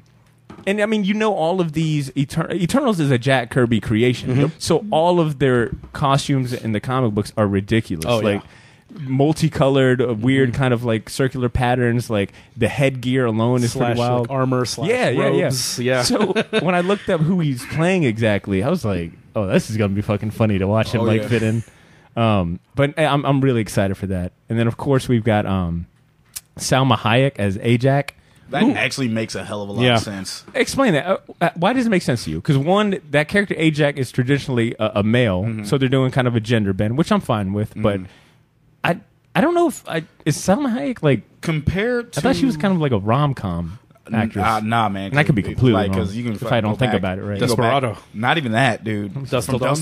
Go back as far as that. She can play. That role fits for her because that's like, okay, who can be a leader? And she has that with all of the roles she's been in Hell, I even seen her in like the Hitman's Bodyguard, and I didn't think. And she was like, that's what I'm thinking of. yeah, It's she like was. that But recently. even then, she was a badass in that. So it was kind of crazy seeing that. So it was like, this makes sense. And I believe, wasn't Ajax one of the oldest? Yeah. So, and she's probably outside of maybe Angelina Jolie being the oldest character in that movie, or being the older actress in the movie. Frida, So- Desperado, Wild Wild West, Savages. Yeah, Frida. Yeah, she was really good. Yeah, Frida. Okay. All right. Word. And then of course we've got Angelina Jolie as Athena. Like Maleficent. fucking. We got Angelina Jolie. Like there's a sense of like almost prestige now. Yeah. Like Yeah. for someone like Angelina Jolie to be like, like- I'll sign It's up. like royalty. Yeah, and not like a fucking Avengers or one of the most iconic Marvel heroes like Eternals. Yeah. Oh come, We want this come movie. on. We want this movie to make money about people that no one even knows, who no Yeah. one knows about. So let's get actors and actresses that people do know and put them in this movie. Yeah. That's exactly what they did, Yep. and it was fucking genius. I mean, we've gone on to say like, I think what they did with Guardians of the Galaxy and making a household name impressed the shit out of me. Yeah, I am very hopeful and optimistic about what they'll do with Eternals. Yeah. But if they could land that, there's nothing they cannot do. There's nothing that Kevin Feige and the MCU cannot do. hey, fam. Also, shout out to us because I like how we all came in collective Yo, I'm not side. shouting out. Shouts out to us because we came in a collective side when we mentioned Angelina Jolie. We all paused and said, Yeah. just kind of looked up, like, What's the last movie she's been in? She's just doing Maleficent too. yeah, Maleficent 2 was probably the last one she's been in currently. Which is kind of cool that news came out because one of the trailers when I went to go watch Lion King was what is it, Maleficent? Maleficent 2. We literally just said it 3 times. Sorry. My bad. Yeah. Anyways, that was one of the trailers. Oh, man. And I realized I need to watch the first movie. I kind of want to watch all of that. Did you watch Sleeping Beauty at all? Yes. It's a bastardized version of that, I'm down for it. but she's still sexy as shit. That's all. That's pretty much all you're watching for. That and like it's the just last one like she's I'm in. just telling you, man. It's Actually, it's, I think Maleficent was the last movie, 2014. At least But the trailers, it hasn't been released yet. They just dropped the trailer last week or something. yeah. She's got like 15 kids she's raising. I know. She's busy. she needs that Disney money. I know. Three of Seen them those are actually royalties. hers. Wait, 3, yeah. think yeah. She adopted She the rest of most them, of them. like damn near the whole bunch. She's got a basketball team. It's like a little UN nations. exactly. Actually, no. She did a voice role on Kung Fu Panda as Tigress, and then she was in a short movie called Notes of a Woman. Okay. So, Ashley, what do you think about Eternals? Did that get you hype? I was looking it up because I'm not really familiar with it. But same thing happened with Guardians. Nobody really knew that much about Guardians, and then they made the movie, and now it's super big. But I think it's going to be great. Yeah, this cast is like Yeah, so It'll be. this shit's like you got some solid actors on here. Brian Tyree Henry, Paperboy. Come on, man. It Ashley, makes me so much more excited. Yeah. Ashley, let me ask you this: how would this play in your head? How do you think this would play going forward if they're looking at the Eternals being like the deities around? So, like, say just think of how big they're going to be when they ultimately everybody mashes up again. Like, think about it like that. You think we'll get Avengers and Eternal sharing a screen time? we'll get something like that? I'm thinking, Yeah. but it'll be like the Eternals kind of guiding them. Yeah, because I was gonna say, what do you need the Avengers for if you got we've Yeah. had the fucking Watchers. demigods? Yeah, in it's just like, and post-credits. they're gonna say, yo, and it's gonna be like Doctor Strange looking somebody up, like, look, and hell, at this Yeah. point, no, I don't want to spoil anything for the rest of the show, but Doctor Strange and the Marvel Knights, just kind of leading their way, going as like, I know somebody who we can talk to, and it's one of the fucking Eternals. Yeah. Yeah. They're building out so much, just completely out of like Yeah. dimensions and space and galaxies, and I'm like, where's Nova? Ooh, That's Like that's the one thing I was missing. Adam Warlock. Yeah. Is he still Yeah. baking in that coffin? That cocoon? You would think, man, like homie is Adam still Warlock's cooking, still bro. doing a sauna. God damn, you should lazy ass up. But and that's what I'm saying is I was expecting, like when I saw the lineup.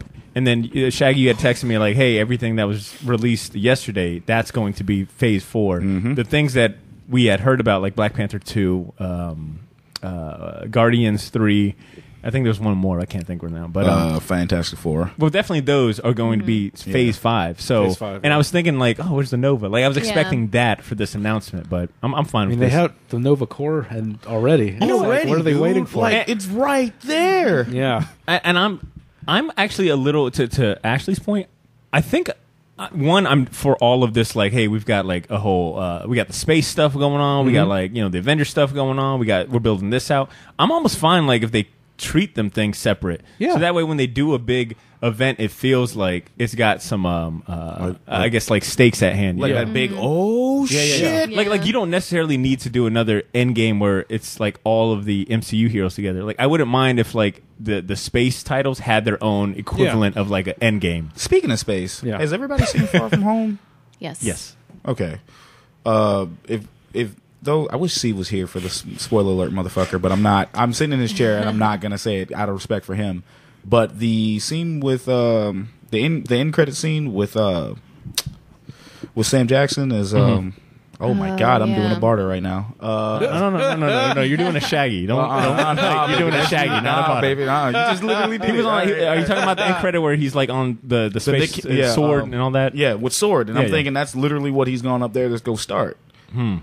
Think about it. If it's going like this whole phase is probably going cosmic anyway, so it's kind of like let's see who. I mean, he's already up there. It's like nope, I know where our real enemies are, and they're coming from space. Let's be up there. That's a perfect way to build sword. That's a good Yeah. point. Let me Alpha Flight, the new version of Alpha Flight with Captain Marvel. Let me go through the rest of these real quick. So we said Black Widow. We covered Doctor Strange. We get the WandaVision show. We talked about Eternals, the Disney Plus streaming service. And I'm almost there. The streaming service will have Falcon and Winter Soldier fall 2020. We get Loki, Tom Hiddleston's Loki, spring 2021. The Hawkeye 2021. We get the animated What If series, which That'd is be cool. Which is what I'm saying. So you're telling me that will count as part of whatever Phase 4? Yes. Damn. I wonder if It was in the Phase 4 placard. Like I with all wonder. the I wonder titles. just because if it is involved in Phase 4, I wonder if it means that it will have ties. Maybe what if it will just be a Probably standalone? because apparently from what they were saying is obviously the Watcher is going over this. Well, like, if they're what doing multiverse stuff, then Yeah. that's pretty much multiverse stories. yeah, Yeah. and it's gonna. It's like, hey, what if this happened? Well, I guess I'm more curious. What will fan and audience acceptance be of a non? Like they're used to live action. They're used to like the movies kind of dictating the plot and the canon. As long as you have the original voice actors, the original actors doing the voices, which they've literally done, that actually helps a lot because you're still bringing those continuities over. Like, hey, this like That'll bridge the gap easier. Yeah, like Chris Evans is still coming back to play Captain America only on Disney Plus. Yeah. But that's like literally how and that's how you like raking in. Yeah. Just I don't have to do sit-ups. I can just talk. yes. That's great. They'll still give Captain America even in animated form a bicep like spotlight. Because they do that, they'll definitely have him like rip his shirt off or some shit in cartoon form. So that kind of covers the Disney streaming service. Definitely ain't gonna gloss over the fact that motherfucking Kung Fu Master Shang-Chi is making his big Ten screen Rings, debut. which I think is. That's a great name, Shang-Chi and the Legend of the Ten Rings. I'm thinking and hoping it's a real Mandarin with the 10 rings. That dude looks Asian as fuck, so I want to say Mandarin is Asian. It's like Mandarin is Asian. Did you see the cast? He's What are you like, talking about? The What entire cast. what does I'm just Asian as saying. fuck look In like? the comic, he's not Ben Kingsley. Oh, I know. That's what Sorry, I'm ass. saying. Like that's what I'm No, knowing. either they're gonna do Oh, he looks dope too. like Yeah. Fu Manchu and Mandarin as kind of combine the two characters because they've Okay, already alright. used Mandarin as a actor dude. But even then, they said that Mandarin's a real person. I don't know if they come back because that was the pre-magic acceptance Yeah. era. So I hope that because That was in that short when he was in prison. Like, no, there's actually a real Mandarin. yeah, Dude, so 10 they rings. got- I'm hoping it's Mandarin. So Yeah. you got what is it? Tony Leung playing Mandarin, and then Simu Liu Yep. playing Shang-Chi. Actually, please help him with those pronunciations. Look, Ed gave me the thumbs up. I'm good. They look great. Like Yeah. they look like especially Simu Lee. Hell yeah, man! I'm for all of this. Oh yeah, no, I'm actually more hyped for that out of any other movie that got that. Any other realistic movie coming out soon. Like even, and I fucking love Doctor Strange. Yeah. like that's a given. well, this is like a new property. but that too, one I'm like, so it's oh, yeah. It's like Eternals. It's like a new. We haven't really seen anything. Fuck with the Kung Fu Master, man. Oh man, please teach him how to fight. I think he does. Yo, get old boy from Iron Fist, the drunken master dude. That guy is also play to teach him how to fight. I think this will be really fresh and unique to add to the MCU. Like how Eternals is going to be. Eternals is more like, what? No way they're doing that. But I think we needed something like Kung Fu or Shang-Chi. They keep it like surreal and kind of strange with the magic, the 10 rings part, but keep him like kind of as a like an Asian James Bond. You know, that kind of interesting combination. Like part spy movie, part kung fu movie, with like some surreal elements thrown in, magic and stuff. Man, that'd be real shit. awesome. I just need this shit to be the Raid. Oh my god, a magical version of the Raid, and I'll just be like, yo, I'm with all of this. Like I don't give a fuck. See, but I guess I would be a little hesitant if it was like the Raid. Like I don't know if I want to just have it completely all fight, like really intense fight scenes. I kind of want them to spend a lot of time on the lore. That's like some Shang-Chi and like that whole like his whole lore is pretty cool when you start playing into like the magic aspects and like the different mythology they'll do on. So John Wick is what you're looking for. A little more strange, just a little more weird, Of course. Yeah.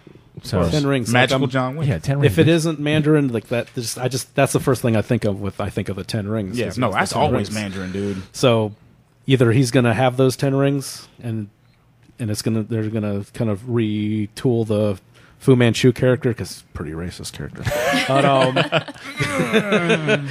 But yeah, I'm really looking forward to that. I'm just one of those things. I can't believe they're doing this. No, you know? I'm hype as fuck, man. I see the hype in your face. Yeah, and I'm like, I feel that, man, because I was the same way. I was like, yo, this shit is gonna be fucking dope. Like, I think they learned their mistakes with Iron Fist, so they're gonna learn from that. And I'm straight up excited for like the inclusion of like more representation. Yep. Like it's not even like for me per se, but I can only imagine.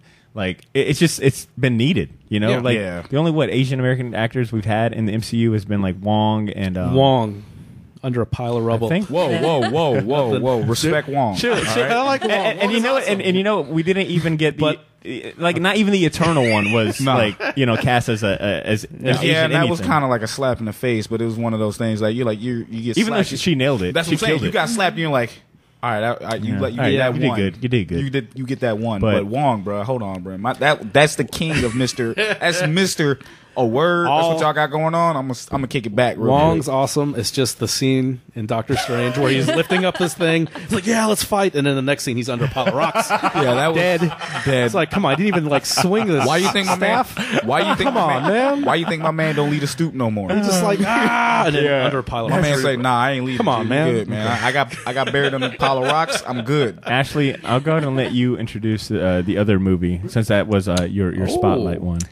Yeah, so I saw that they were doing Thor 4, and is it Love and Thunder? Wait, Thunder. is it Thor 3? No, it's 4. 4. It's 4. Ragnarok. 3 was Ragnarok. Oh, okay. Dark World. Sorry. Yeah, we Yep. kind of look over Dark World. We don't think about that. Dark World. Damn, you're right. Yeah, this is Thor. Wow, this is So forgettable. Thor movie. And it's fucked up because Thor 2 did a lot of building for the for the stones. Yeah. And no one remembers this. But it's the same kind of complaint when you have like kind of a not a great villain. Oh, no, have it's like shit. the henchman. Yeah. Not like the main guy. You know? Fuck.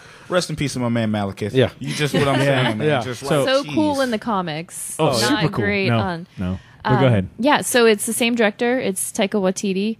And Damn, she nailed that pronunciation. That's why I asked her. Beautiful. That was beautiful.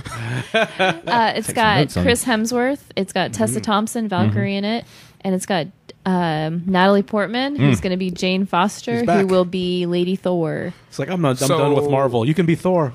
So big ups. So big ups to lying. All right, lying to get the bag. She saw that shit. She's like, I don't want anything. Just to his credit, he said, I don't want anything to do with Marvel. Then she see how much money that one fucking scene that she did in fucking Endgame and said, "Yo, this is just one check. No, give me that shit. No, my bad, G. My mistake, bro. Sign that shit. It's like, yo, I ain't gonna be Terrence Howard. My agent. We gonna get this shit right. And I'm not just the girlfriend. Okay, Word. Yeah. No, my favorite thing all morning is just looking at the YouTube comments of the trailer and just laughing. Everybody's so upset. Neckbeards. Yes. Just Wait. Are neckbeards you saying crying. the trailer or the panel? Announcement? No, not the trailer. Yeah, like the panel announcement where Because it it's wasn't like they give her the Mjolnir hammer, and yeah. Oh yeah, I'm so excited. And it's weird because it's not like it hasn't been done. Even before Jane Foster, there was a female. You would think Thor. by now they'd have accepted it because the It's comic been like books have a few years. Like yeah, now. exactly. It's been like- multiple years that like 4 we've had a years? female 5 years? Thor. And they cried about it, and then the first issue went to like 4th printing. That shit was good. and it was amazing. Look, that shit was I great. recommend anyone because it listening made sense. Yes. Yeah. for them to do it. yeah, check out Jason Aaron's whatever Thor it was run. the Mighty Thor. Thor. The Mighty Thor. Yeah. That shit, it lasted a couple years. They did some crazy, really good stories. Yeah. They really did. And the way they made her exit, off of, and that's the thing, like we got Thor back. Like Yeah. for everyone that He was never crying. left. Yeah, they did He never went Unworthy away. Thor. They did a whole Unworthy Thor. They Yeah, I gave her an recommend it. amazing exit, and they merged it back Such a great together. exit. And they had a plan, and it was Yeah. Yeah, flawless. and the thing I'm is, like, focused. when you cast is like you want inclusion, and you change genders, races, things like that. If it makes sense and it's well done, then it works. Like Kamala Khan, I think it's perfect. Yeah. Yep. Why she's Miss Marvel. She's Yeah. a fan of Miss Marvel, even though she doesn't have Miss Marvel's powers. But her story, her background, she's like this generation's, Peter Parker. She's what type every character. fanboy Yeah. wants to be able Yeah. to do: become the character one day. Yeah. Get the Yeah. mantle. Like, look, and if the thing that excites me the most about the potential or the fact that Natalie Portman will be playing Thor, one, I kind of wish they would have kept that under wraps because that would have been a crazy sequel. Oh, like, that's true. I understand. If you Yeah, I didn't know who it understand. was. But I think maybe the controversy will help it. But if they even get her to look anything like her costume in the comic Yes. books, Yeah. I think I bought like That is a whole hell of a lot to Jane say. That's a Thor great design. figure because that is such a great design, man. Yeah. Oh my god, if they can get her even looking remotely, because it's not like just that. like, just Thor's clothes, but in like, exactly, female body. It's like a yeah. completely different costume. Yeah, it's Just with pretty like the epic. mask I'ma be- over the Yeah. front. Yeah, I'm gonna be real for Ashley. Unfortunately, I was one of those neckbeards in the comments. Not because of. She scrolled by your comment. It said Shaggy Black 2018. thumbs down. Nah. It was like, Fly God 68. But no, seriously, I wasn't upset we're getting Lady Thor. I was just upset it was Natalie Portman and not Yeah. Tessa Thompson. Oh, Because I was fucking Valkyrie? pining for that. Okay. Yes, I was pining for it. Because at that point in my life, I'm like, okay, nothing in the MCU. It only makes sense for the MCU. Natalie Portman is nowhere to be seen. Doesn't That's want to true. be in these movies. Yeah. So, She gets the sweet. and in gig. the way that makes sense. Endgame ends, he's like, you're the queen of Asgard now. So what she got to do to protect. The layup is right there. Like, you can give it to her, and I'm Yeah. like, holy shit, we're getting Lady Thor, and it's Tessa fucking Thompson. I'm geeking out. Natalie Portman walks up on stage and says, surprise, motherfuckers. I'm like, yo, okay, bro. All right, man. He's like, you know what? I respect MCU. That makes more sense. Yeah, it makes it's continuity. Why Yeah. would I be mad about continuity? Okay, so it's a guilty pleasure. You can only see Tessa Thompson willing to hammer. That would have been fucking fantastic. Yeah. But however, it's continuity. I love it. Shouts out to Jane. Shouts out to her to making one and say, no, I'm not fucking up the bag. You guys are out of your goddamn mind. Pay me, my dudes. She literally came back. She says, I'm done with this shit. And just more money for me. My only concern for the movie is what they've done so far in building the character of like Valkyrie to where she is now. Because I mean, the last thing we see of her is that Thor hands her basically the keys to the kingdom. Hey, you're in charge of New Asgard. Like, I'm curious to see how they juggle a bunch of like Thor's character building now that he's kind of like just wandering the world. How they juggle Valkyrie's inclusion, if she's included at all, but also paint a real or give Natalie or Jane Foster's character like the arc that she deserves, because like the comic book series is so well done. I hope that it's not like one of these like, hey, here's the hammer, we just like need you for some reason, and you just get grand like how they kind of do like the Pepper Potts Iron Man. I don't know, like I've always like how she just kind of just showed up in the armor instead of like think it really would diving make- into how she got Well, they it. build that up in all those Iron Man movies that you refuse to watch after one. They build that stuff up because he's been slowly tinkering and building shit for her. Yeah. So it's kind of like with this one, I understand where you're coming from. She ain't been in the movie since like 2 or been mentioned. See, she's been kind of mentioned, but not. You don't see what she's doing. Yeah. I mean, the only thing that would make sense for her is if they kind of build a story around her. I think if at the end she gets it, and then Thor 5 is about like herself, Yeah. I think that'd be cool. I kind of figured that. That might be post credits. Yeah, I'm kind of thinking to myself that it was pretty much Thor 4 was going to be building up of a new Thor because he gave up the mantle. Like if he was starting going like, "Yo, I'm Thor," I used to be Bill? Thor. Yeah, I was thinking Beta Ray. That Bring all the space. I want actually be real shit. I wanted Lady Thor, bro. Like, but you got two hammers. Yeah. Beta Ray Bill could exist because that is his hammer. Yeah. But at the same time, it was just like, how are they going to do this? Because how would you explain a person that hasn't been in the movies for a while to see where she's at? That's what I'm saying. I don't want them to like shoehorn her in. Yeah, you know. That's why it made more sense for Valkyrie getting it. That's what I thought, too. I'm like, yo, she's not. She's like Asgardian. She's a warrior already. She's a warrior, and she's looking over people, so she earns the right to be that. So I'm like, it's right there, the layup, literally right there. But nah, you just not only do you not do the layup, just Natalie Portman comes out and just says, grabs that mug and says, just dunks that in. It's like, yo, bitch, I'm back, baby. And she's like, what it do, baby? So I think the only other two announcements from the MCU panel was Feige discussed that beyond 2021, they were going to do the reboot of FF. There's no current plans for any X-Men movies. So mutants. Yeah, mutants at least. Mutants. So, and then, of course, I think, and Shaggy, I'll let you take this one, but we had the announcement of another casting for another character. Oh. Go ahead, Shaggy. Spotlight it. Uh-oh. God damn. Oh. This is the one fucking movie that I've wanted for so goddamn long. One of my favorite characters. And when I was young and I seen the original movie, it freaked me the fuck out. Mm-hmm. Marciana Ali was brought on stage by Kevin Feige, and just like, oh shit, okay, all right, cool, he's there, who is he playing? And Kevin Feige looks at him and says, hey man, I see you got a hat in your hand, what's that hat say? I was like, what's up? And he puts a hat on. Sorry, y'all. Dramatic. Is this a Cesar dramatic? I'm trying not. I feel it. Oh, Bro. man. I feel it. Motherfucking Blade has been announced for the MCU, Cottonmouth. which they killed because someone pointed out. Pointed I out. see that you had this debate already. Like no. I was just saying like He's dead, damn it, he's dead. A vampire came and bit him. Exactly. Head smashed in. Yo, like I'll take that. I will take that. dudes pointed out it's like he's the only person to play two different people in the MCU universe, MCU, okay. and I'm just like, Prowler, well, technically they killed him, so he can kind of move Yeah, on. that's true. Yeah.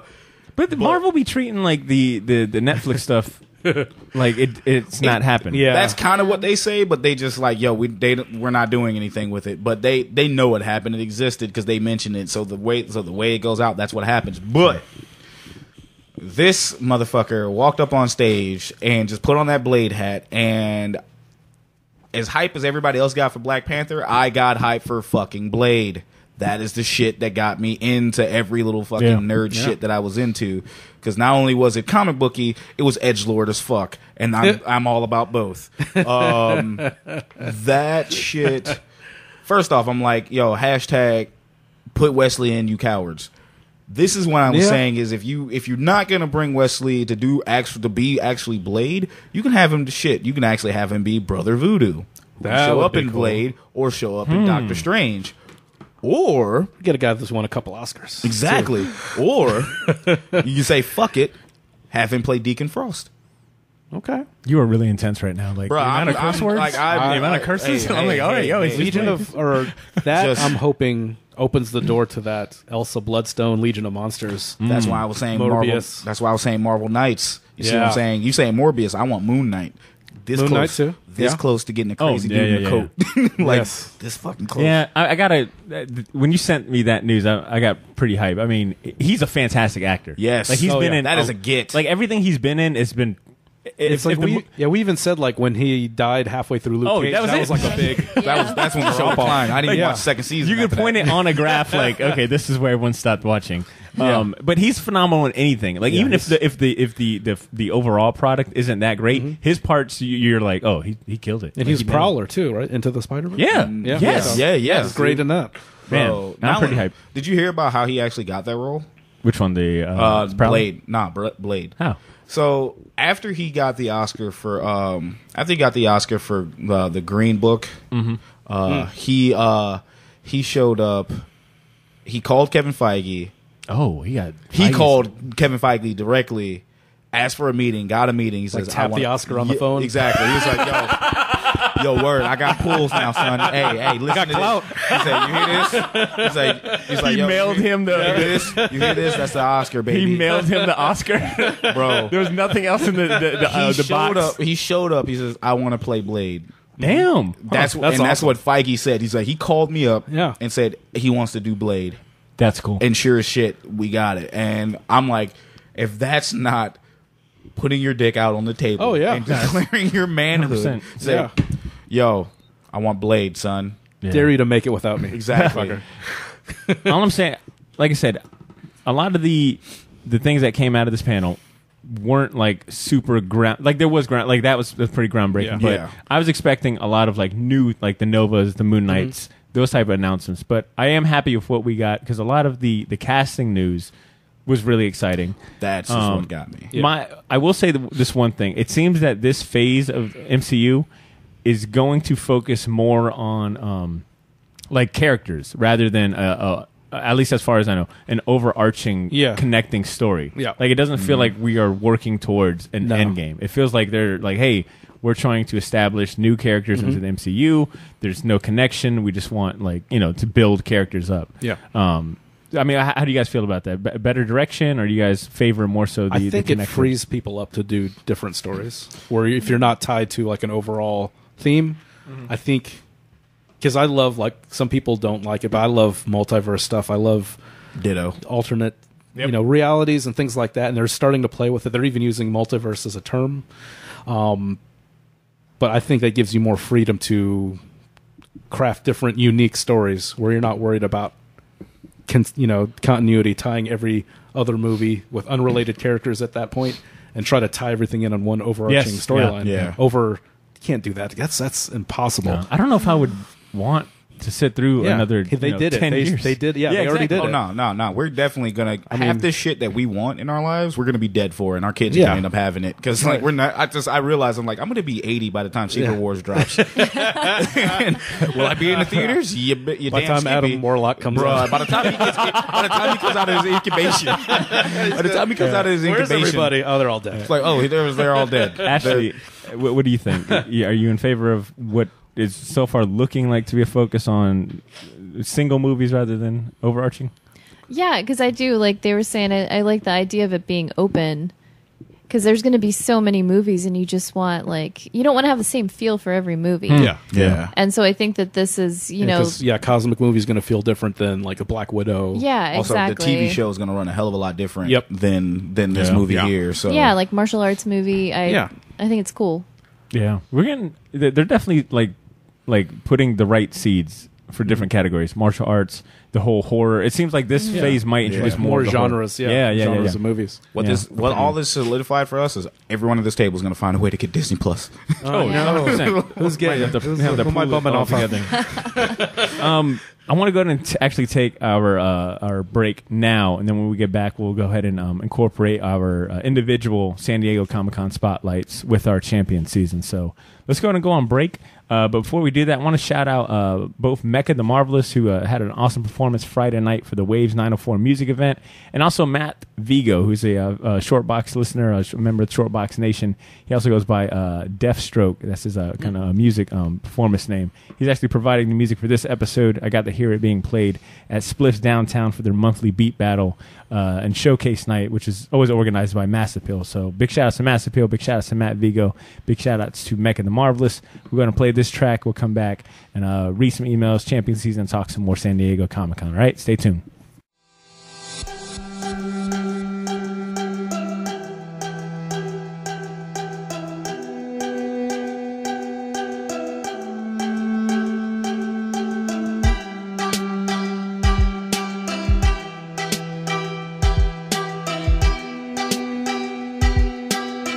Get a little hair of the molded bitch.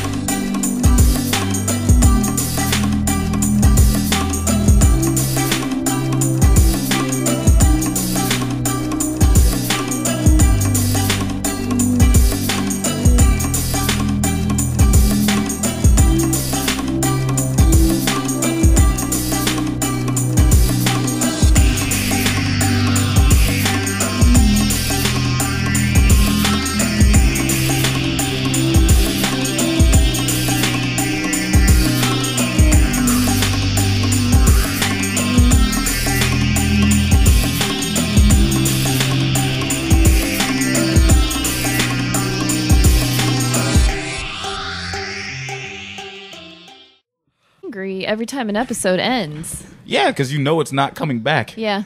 It's like your dad visiting on Christmas, and you know when you won't see him for another 3 years. Oh man! And wow, do this you know guy- yeah, this got real. Wait, what? Too much intro. Do you guys Wait, not what? experience that? Huh? Am I the? Oh, He said he just went out for cigarettes. He said he'd be back. my man. All right. Man. Word. My bad, y'all. And we're back. So real quick, I want to get some fan stuff out, some listener things out the way. So I had asked on Instagram, hey, you know, what's been your favorite news or announcement from San Diego Comic-Con so far? And both replies have been Lady Thor. Yeah. The excitement for Natalie Sweet. Portman as Thor has been the prominent one. Get the bag. We also got 2 emails I want to read first before we get back into our San Diego Comic-Con talk and champion season. First one is from Corey Torgeson. He writes, the email's titled Far From Film. He writes, what up, Shortbox Nation, dropping by for a quick review of Spider-Man Bubble Boy's Resurgence. Here we go. First off, I appreciate your 2 episodes reviewing the film from a comic aficionado's perspective. Every scene of Mysterio is powerful, engaging, and furthered the MCU story. MJ's involvement was great for Parker's character development. Beyond that, it felt very disjointed, like it was constantly interrupting itself. The constant shift of focus on minor characters was jarring and had me wondering which of the plots was supposed to matter. Likewise, there hasn't been so much on-screen walking since the Lord of the Rings trilogy. Corey, that's a good one. However, after Botter and C's excited praise for comic book accuracy, I am now wondering, has Marvel made a new film genre? Is this how we adapt the big screen to panels in a comic instead of vice versa? Marvel normally makes action films, which is what I was biased towards when entering the theater. Champion season, the Short Box Patreon. Yeah, I didn't pay him for this for this plug. Corey writes, Champion season, the Short Box Patreon. For those late listeners, you're really missing out on a lot of extra content. Sunday availability aside, these guys have done a great job of providing frequent episodes from behind the scenes, various interviews, witty banter, and the chance to direct their artist spotlights. Do yourself a favor and support the guys who not only support the community, but actually give you something for your money. Peace. Ooh. That's Corey Let's Torgeson. Thank you, Shout sir. outs to him. I don't think I got a chance to hear Ed or Ashley, your opinion on Spider-Man Far From Home. You guys want to just give me a quick little sentence or two? What you guys think? It was fun. I liked the first one better. Ooh, wow. Really? I really did. Really? I thought Vulture was so much better than Jake Gyllenhaal. Wow. I might just be tired of looking at Jake Gyllenhaal. 100%. I still think Michael Keaton Yeah. killed it as Vulture. So creepy. So creepy. But I like this movie overall still better than the first one, personally. But I mean, is it just the villain aspect to you, or was there anything else? Just overall, the first one, I feel like it went by faster. It was just more fun. I was more engaged. This one, it did feel a little, now that he says that, it did feel a little disjointed. Like there were times where I was like, all right, I checked my watch, and when you check your watch, you know it's not good. That's on. Yeah. I liked it. I'm just probably not going to watch it a bunch like the first one. Okay. How many times have you watched the first one? Just like 5 or 6. That's like love relationship. That's like, yeah, I love that movie. I respect Ashley's continuity of if it's too long, I stop respect your caring. time. Respect my time. Exactly. Yeah. Like that is something that has been a staple for you every time I've been listening to. Like every time it's just like, nope, it's 30 seconds. Nah, fuck this. I'm done. What about you, Ed? What do you think? I gotta have to agree. As much as I love Mysterio, he's one of my favorite villains. Design and everything. He wore the bubble head, which is awesome. But I just thought the story, the villain being a more grounded villain and a sympathetic villain. I mean, they're both good. It's not like this is trash and the other one's Yeah, I great. liked but it. and with these, with MCU movies, it's such a high bar set. I just thought the pacing and the flow was a lot better in the first one. And I kind of got like, I don't know if I went in the right mindset because I was reading things saying that it was better than Into the Spider-Verse. And I'm like, you shut your... I was just trying to keep like One guy at work said that. I was like, you shut your fucking mouth right now. trying to keep my language down this episode. I didn't even but say. Nah, I didn't that's- even. hell I didn't no. even see it then. It's like you shut your damn mouth. Like, bro, fight I outside. like pointed my finger right in his. You shut your damn mouth right now. I run choke the you top out. comic book podcast, and I swear to God, your opinion is trash. Trash. So I might have had a chip on my shoulder going in Fair. because of that. But no, it's a good movie. It's I didn't know how they were going to pull off the multiverse angle, but it's good. It's just I still like the first one better. All right, cool. I will say that movie definitely made me go back and watch Into the Spider-Verse because I just wanted more Spider-Man, and Into the Spider-Verse still it's on Netflix. vastly Catch it while you holds can. up. Yeah. Oh my god! I just watched it again last week. Oh, so Look, that is probably one movie I have doubles of as far as like I forgot like 2 or 3 digital copies, like 2 copies. It's one of those movies that you just keep buying, like on that, you know. It's like you buy the singles, then you buy the trade. Then Yeah. you buy It's essentially you what buy the happened. deluxe. All right, and then I got one more email from Joshua Pickett. It's titled TKO. He writes, "Just wanted to send a quick champion to TKO Comics. After I heard the episode where Botter interviewed Z Chun, I decided to give it a shot, and I'm really liking it. 7 Deadly Sins is a great book that reminded me of Scalped. The art was great, and Chun's writing was superb and immersive. If anyone wants to check them out, hit their website where they're selling the comic sets and graphic novels. Buy one, get one free. Thanks for the show. Always a fun listen." Thank you, Joshua. And I definitely recommend looking into TKO Comics. I know they just released like another batch of comics, and one of them being by Jeff Lemire. So definitely give those a check out. And they do like sales every now and then. Usually like buy one, get one free, graphic novel, etc. And the best part is you can go to like a comic shop and say, hey, I want to get some of these TKO comics, and it's easy as hell for the shop to order some. Yeah, and it's cool they do the option of doing the single issues and like the collection is really cool business model. They have. Fantastic. I'm keeping an eye out because I feel like they're really going to change the game a lot. So check out TKO Comics as well as the interview with Z Chun. That so far has been one of my favorite interviews I've done on the show. Period. So we got emails out the way. I do want to say if you want to chime in, share your opinion. If you've got something about San Diego Comic-Con or a theory or a review on some of the different announcements or the MCU Phase 4, Phase 5 stuff, shoot us an email at theshortboxjacks@gmail.com or leave us a voicemail on our Google Voice number, 904-580-4095. With that being said, I want to go ahead and jump back into San Diego Comic-Con and give everyone a chance to highlight any of the other type of announcements or news that came out of it. Ed, did you have anything outside of what we already discussed? Yeah, I was wondering if you guys caught any of the or heard anything about the Game of Thrones panel that they did. No, I other than what you had shared earlier, I did not know they were doing a full-on panel. Yeah, I think it was almost like a last-minute thing, but it was really awkward. The showrunners dropped out last minute because of how everybody, and we did the show. Yeah. And just how much it just dropped off, and it's like what? So they're still dealing with backlash. Still dealing with. That's why they were. It's funny because there were even like empty seats at the end, like they were supposed to be there. So, but the people who had the did, name banner on it too. Yeah, but it's funny because before they introduced the cast that showed up, it was like, okay, we love this series. It's been up and down, but we still. Here we respect the. It's kind of like trying to diffuse like any potential. Who was saying this? The moderator. Okay, got it. So he's like, yeah, just we want to be nice. This is a safe space. Damn. It's you got to give a warning like that. And it was like so awkward. It's like, but the people who did show up were and I'm just using the character names. So sure. Sorry, Davos, Jaime Lannister, Grey Worm, Arya, Samwell, Varys, and Bran Stark. That sounds like everyone that just happened to be in San Diego. That's probably much just like, yeah. Because all the big characters are probably still living it up right now. God, I bet you they are so Game of Thrones out by now. Yeah, and it's... I wonder. And they didn't really discuss the prequel or anything because they're not really involved. Those actors aren't involved. And no fan questions. They closed off fan questions. So, but the moderator did ask about the backlash and like the negativity. So he did kind of, but it's weird because it's like the guy who plays Varys said it was like he kind of did the blame the media, like it was a media led negativity, like a campaign. It's like that's no. You're not Sorry, really Varys. but they all of them, and I guess I don't know what you do. At this point, I guess you can't just go up there and say, "Yeah, that was a bunch of bullshit,"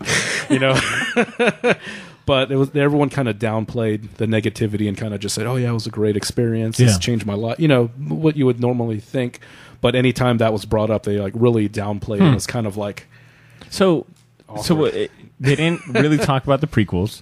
So it was almost a little bit like a weird damage control. Yeah, exactly. exactly. But it's like too late. Yeah, and you plus know? it's over. So why Yeah, bother? exactly, Yeah. It's exactly, like, exactly. Because they always did a convention. Huh. You know, they always did San Diego, but it was because new seasons coming out. Yeah. But this is kind of like a last second damage control type of thing, and just but it was very, very awkward. It was a little under an hour. I think I didn't watch the whole thing. I just kind of watched the highlights of it, and just the tone of it was, especially that intro where. We've been to a lot of panels and stuff. You don't really hear that where it's like, okay, you guys just be cool. Nice, We know yeah. it sucks, but And for them to air that part too, like, Yeah, they aired it. you would almost want that part to be like not aired. To be fair, that might have been because I saw a lot of the stuff I saw was like kind of camera, like phone camera. Oh, so okay. it could be, Got it. that. And I think that part was someone's cell phone. Okay. They recorded it. So that was just a weird kind of tone to set right off the bat. And yeah, it was just a very, very strange. But yeah, I think the executive producer was supposed to show up, but I'm reading all these comments and they're calling the showrunners like D.B. Weiss, David Benoff, and they're calling them Dumb and Dumber because of their initials. Like, yeah, Dumb and Dumber. It's like that's their nickname for those two guys. So. Damn, man. It was I like wouldn't- brutal. They're like, I understand where they're coming from because those big panels like that, you wait in line like 10 Yeah. hours. Like you pick which one you want to go to. Yeah. And I'm sure there were people standing in line for 10 hours just especially that. Oh, yeah. wanting to walk up there and you're just in San be Diego a Comic Con, like jerk. the biggest Yeah. convention ever. So yeah, there's there because there was a lot of stuff online saying they were gonna kind of hijack the, I don't know, it's just trolls and stuff. But yeah, it was just funny because they dropped out like a day before. It's not like they were announced to be there, so it Yeah. wasn't like they weren't announced, but. They were announced to be there and just dropped off like that Thursday or so. They just said, no, we're not coming. We're not dealing with this. We're done. Ed, you brought up a point, and I wanted to ask a question. How did you guys go about watching or keeping up with San Diego Comic Con? Did any of you guys watch any Twitter. live streams? Twitter, or yeah. Straight Twitter? Hashtag. Always follow the Twitter. hashtags. I would just Google it like every hour Yeah. just to see if anything came up. Okay. I would do like YouTube and then Twitter just to see if I missed YouTube anything. if it's live. Okay, Twitter and IGN. Yeah. So like if I'm on a YouTube, I would just put in IGN and I would just watch stuff. Yeah. And then like Twitter, I would just kind of like keep refreshing. The best part about San Diego Comic Con, it's almost like there's no way that you can escape that. Even if I wanted to be radio silent, if I got on Reddit, one of the big announcements was like front page. Social media, everyone was sharing whatever. Every news outlet, I mean, a lot of the things my research, Entertainment Weekly, Rolling Stones had like a bunch of coverage. It's almost like if you aren't covering San Diego Comic Con, you almost look at like your news outlet like, well, what are y'all doing? Well, that was It's the biggest fucking like year for pop culture. That was the first thing Black Twitter was talking about is showing up for Blade like they did with Black Panther. I saw like leather and like all leather. Like, no. Fake fangs? I'm actually gonna go. I saw like I think a picture of En Vogue in all leather, like showing up to the premiere. Like no. I'm gonna read this. I'd be kind of down for that. That's really funny. I'm gonna read this tweet. It's like you think folks was insufferable for Black, and I'm hiding out folks because I don't want to say the other word. You think folks were insufferable for Black Panther? Might throw a cookout in AMC for the AMC in the AMC parking lot for Blade. And one dude ticket for that. One dude said folks will be dressed up like villainous Jodeci members, and I cannot wait. Jodeci. Dude, that's fucking good. I'm That's just really like, good. I'm like, Jodeci yo, reference. I'm gonna find out if my locks can get into a box top fade. I will. Twitter definitely came in handy for the Marvel one because it was like trending now, so I just kept refreshing that, and I got a lot of good news. So Ed, did you have any other highlights to share for them? Okay, and then Shaggy, I think yours was just the Blade one, right? I have one more. Yeah. Because obviously I feel like just like I'm trying not to be Black Sea, but apparently I'm being Black Sea right now. I love horror movies. You know how I felt about certain show called Creep Show coming out. That was one of the trailers that was dropped, I believe, this first or second day in San Diego Comic Con. I already knew that it had my money. Shudder, which is like horror Netflix, already has my money for this. Until I saw the cast for who's going to be in the Creep Show series, which is about 12 episodes of just anthology type stuff. This cast has, and I'm just quoting like the people who I have: David Arquette, Tobin Bell from the Saw series, Big Boy from Outkast. Big Boy. What? Yes. I was like, no. Like when I saw him, I'm like, nah, you crazy? Nah. Kid Cudi. Andre 3000. Okay, I know, like they got me just from like a rap standpoint, which all of these guys could really suck. Even Kid Cudi actually is not that bad an actor, but Big Boy, Big Boy's all right. Big Boy, we don't remember. We don't watch Atlanta. We not the movie Atlanta. ATL. We're not gonna say, but no. Anyway, I forgot about that. But no, yo, it's not just. And then you also have Giancarlo Esposito, who was the bad guy in Breaking Bad. Gus Fring. Okay. Damn, this is gonna be epic. Okay, Yo, all right, I'm in. Let's see who else. Gold. Jason well, more so like, what's the news as far as release and like September 26th this year? Yes, sir. Okay. Oh, okay. September 26th I'm is sure when the shows goes live this year. But yeah, the cast itself. Also, DJ Qualls. Yeah, I know, with a beard. It freaked me out. I'm like, nah, dude. Does he still look like 12-year-old? He's still with a beard. He looks like he just had like he's an Etch a Sketch character. So it's a lot of people in this stuff, man. Cool. And I'm just like, Cool. if I wasn't hyped for this already, I'm even more hyped for it now. So Anyone who doesn't know, that's the skinny kid from like Eurotrip. Yep. Not just it was not Euro Trip. What was the one before that one? Road Trip. Okay. Road Trip. Okay. Yeah, it's that the cast on That's that awesome. is insane, man. I'm with it. Ashley, you got anything? Any specific spotlights? Just Thor, man. Just I was Thor. gonna say Thor 3 was a joy. I'm so excited for Thor 4. You know what? Off the bat, I like about Thor 4, outside of like Natalie Portman and that whole conference or that panel, the logo once again looks like it's gonna. Yeah. Like, it just looks like it's gonna be fun. It reminds me of someone was comparing it to like a Boston, like an old Boston album logo. It's like it should be on the side of a van. Yeah. I've seen that too. Airbrushed. Yeah, on the airbrushed. Love Like and just- Thunder. Great Yes. title. Great title, man. I've got two that I'll go ahead and share, and they're both comic book specific. The first one being that Charles Soule is going to be writing a Kylo Ren 4-part Marvel Comics miniseries that'll chart his fall from basically like grace. And he went on to say on Twitter, the one story everyone's dying to see about Kylo and the Knights of Ren? That's this. You're not ready? Hell, I'm barely ready. And that was his tweet. They haven't announced an artist yet. It'll come out December, so right around the time for the new Star Wars movies. And you can expect to see Luke Skywalker in it. So it'll basically just center around Kylo Ren, his whole Knights of Ren incident, and it's basically fall from grace. But I thought it was interesting that we're getting that in comic book form rather than, potentially not addressed in the movie. At least how I read it. I know that, and really we should have an Adam on this one for this, but I know that the comic books are treated as canon, I believe. So this technically, if even Charles Soule is saying, "Hey, this is going to be the story you've been waiting to see about Kylo Ren," it's kind of smart. I don't know. It kind of like diversifies Marvel's different brands. Watch the movie and buy the comic book. Yeah. Like it's perfect. They've been good about doing those little miniseries, Yeah. like the Poe Dameron and It's, like all the. it's definitely Disney. When he says Marvel, I'm like, nah, Disney's like, yo, Yeah. if we can make money everywhere else, that's what we're about to do. And he's not a and he announced this at the Lucasfilm publishing panel. So I mean it's pretty official. And Charles Soule isn't a stranger to writing any of these like Star Wars miniseries. He's written a Darth Vader series. He's written the Poe Dameron series. So I mean it kind of I'm not surprised that he's getting another really big iconic Star Wars character. So it'll just be kind of cool to almost be like. You might get like fans like, damn, they still haven't explained Kylo Ren in the Star Wars film. Yeah. We'll go read the comic. It's like, yo, go read. You have to read the comic to get the full story. I think that's a pretty cool inclusion. So that'll be sometime in December. The biggest news right now on fucking Reddit comic books subreddit is Jonathan Hickman and this whole X-Men thing. I don't know how much you guys are aware, but starting next week we get the first issue, I think, of either House of X or Power of X. But it's these two miniseries that he's doing for the next roughly about a month, I think. So Power of X will come out one week, House of X the other week. They're all interlocking.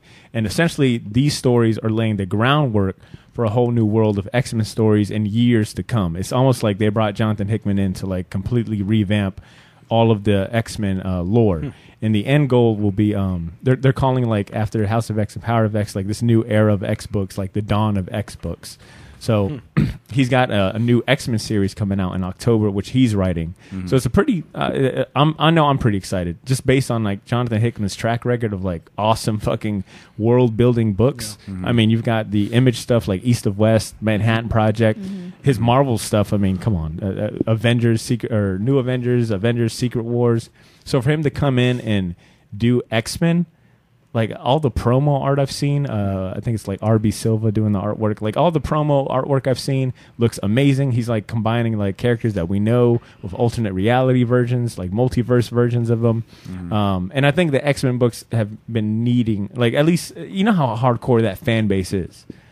I don't think the fan base is happy with what the X-Men titles have been put through for the last couple of years. I mean, there was, the whole conspiracy theory that Marvel was trying to get rid of the X-Men, and that whole kind of fiasco. And now they have the right specs, and we're getting this relaunch. So. Excellent. Which is coincidence. Which is a little worrisome to know that might be the case for a lot. Even though right now we're in a safe space, but that Marvel would willingly kind of sabotage like certain franchises because they didn't have the movie Fantastic Four. Yeah, exactly. So I'm really excited to see this. I think his new X-Men series starts I think it said October. So we'll be getting these two interchanging miniseries and then the X-Men series, and he's coming out with there's like 7 other X titles coming out, like X-Force, Excalibur's getting relaunched. That was the one I got excited for, was X-Force, because I saw the team that was on Captain Britain. And no, it's like a female Captain Britain. Oh, okay. Yeah, it's a different, because they got the front cover right here, like Colossus, Domino. Yep. Okay. Colossus. And Hickman's doing the main X-Men, comic series. Old school Jean Grey, the old school outfit. He's doing it with Lionel Francis Yu. On the main series. So I'm excited for that, just because X-Men is one of my favorite franchises ever. Even I felt like the comic books have been lacking lately. So for someone like Jonathan Hickman to come in and like kind of revamp, I know it's in good hands because he thinks like a world builder. So anyone else excited about Jonathan Hickman, or is anyone reading X-Men or planning to read X-Men? Nah, dog. I ain't. Get out of here, loser. Everyone's like, get out of here, loser. Is anyone a fan of Jonathan Hickman at this Yes. time? Yeah, definitely. Yeah. Big fan of East of West. East of West, pretty much. Yeah. So I had something else about Brandon Routh returning as Superman in this Arrowverse Big Crisis on Infinite Earths crossover. He's going to be suiting back up as Superman, which we talk about like Blade, like someone like Mahir Ashala playing both Cottonmouth and Blade. Well, this will be interesting that Brandon Routh, who plays damn it, he doesn't play Blue Beetle. Does he play Blue Beetle in Arrow? Not Ted Kord. He plays Blue Beetle, but he plays Blue Beetle, right? No, he played. Yeah, you're mistaken, because he plays the other cat. He plays, I believe, Mr. Atom, or because he created his suit, he can go microscopic, and then he can go big. It's almost like their version of DC. Oh, the Atom, yeah. He plays Atom. Thank you. Yeah. Oh my God, sorry, but he's been playing both Atom and suiting back up for Superman in this big Crisis on Infinite Earth. 2 paychecks, crossover. baby. 2 checks. Hey, me, son. Yeah. I think he's playing another version of Superman. I think he's playing the older Superman. I'm not sure. It's just saying that the dude who plays Superman in the current Supergirl series, essentially this big DC crossover is going to have every character they've got. Oh, yeah, Supergirl has pants now. I saw that trailer. Nice. Nice. Original Robin actor. Flying around in a miniskirt. The original Robin actor, Burt Ward, is also going to be joining the Arrowverse as well. So. Oh, yeah, he's playing Kingdom Come Superman. Oh. Really? Damn. Yeah. Black S. Can I say... Nice. He actually came out on the stage with the He's symbol. got the logo. Oh Okay. my God. Yeah, That's with awesome. the logo. He's too skinny. I don't know. Kingdom Come symbol. Yeah. Brandon Routh was probably the first Superman I saw on the big screen. Like I've seen the older ones, but I mean I was a kid when I watched it. You said big screen. This was the one. His Superman movie was the one that like I remember going to the theaters to go see. Like my first one, as a semi-adult, whatever, going to go see it. Yeah. So I have a special connection with him as Superman, even though he's not like the best Superman ever. At all. We're not Like, judging you. leaps Just and know bounds, not good. we understand where you're coming from. Yeah, that's all I ask. So, any other San Diego Comic-Con news? I think we covered a damn good bit. There's probably a few things that we slipped by the cracks. Yeah, I got nothing, man. Right. Oh, Well, wait. Ed Furlong is coming back to be John Connor and the Terminator. and the new Terminator, Dark Fate. Dark Fate. They got whatever hole he was in. Oh God, opium den, Exactly. crack house. To be right back to where he was saying, and I'm like, word, this is how you're gonna, like, once again, I had every non-intention of actually seeing this movie to now it's kind of like, I'm gonna see this movie because I'm an idiot. So it's I'm a nostalgia idiot. That's exactly why I'm going back, because that was like, yo, we also got Ed Furlong. I'm like, oh, now I gotta buy 2 tickets. All right, word, word. He But- looks like he's been living in the apocalypse. Yeah, yes, dude. Like he's not look well. he went to At the all. future.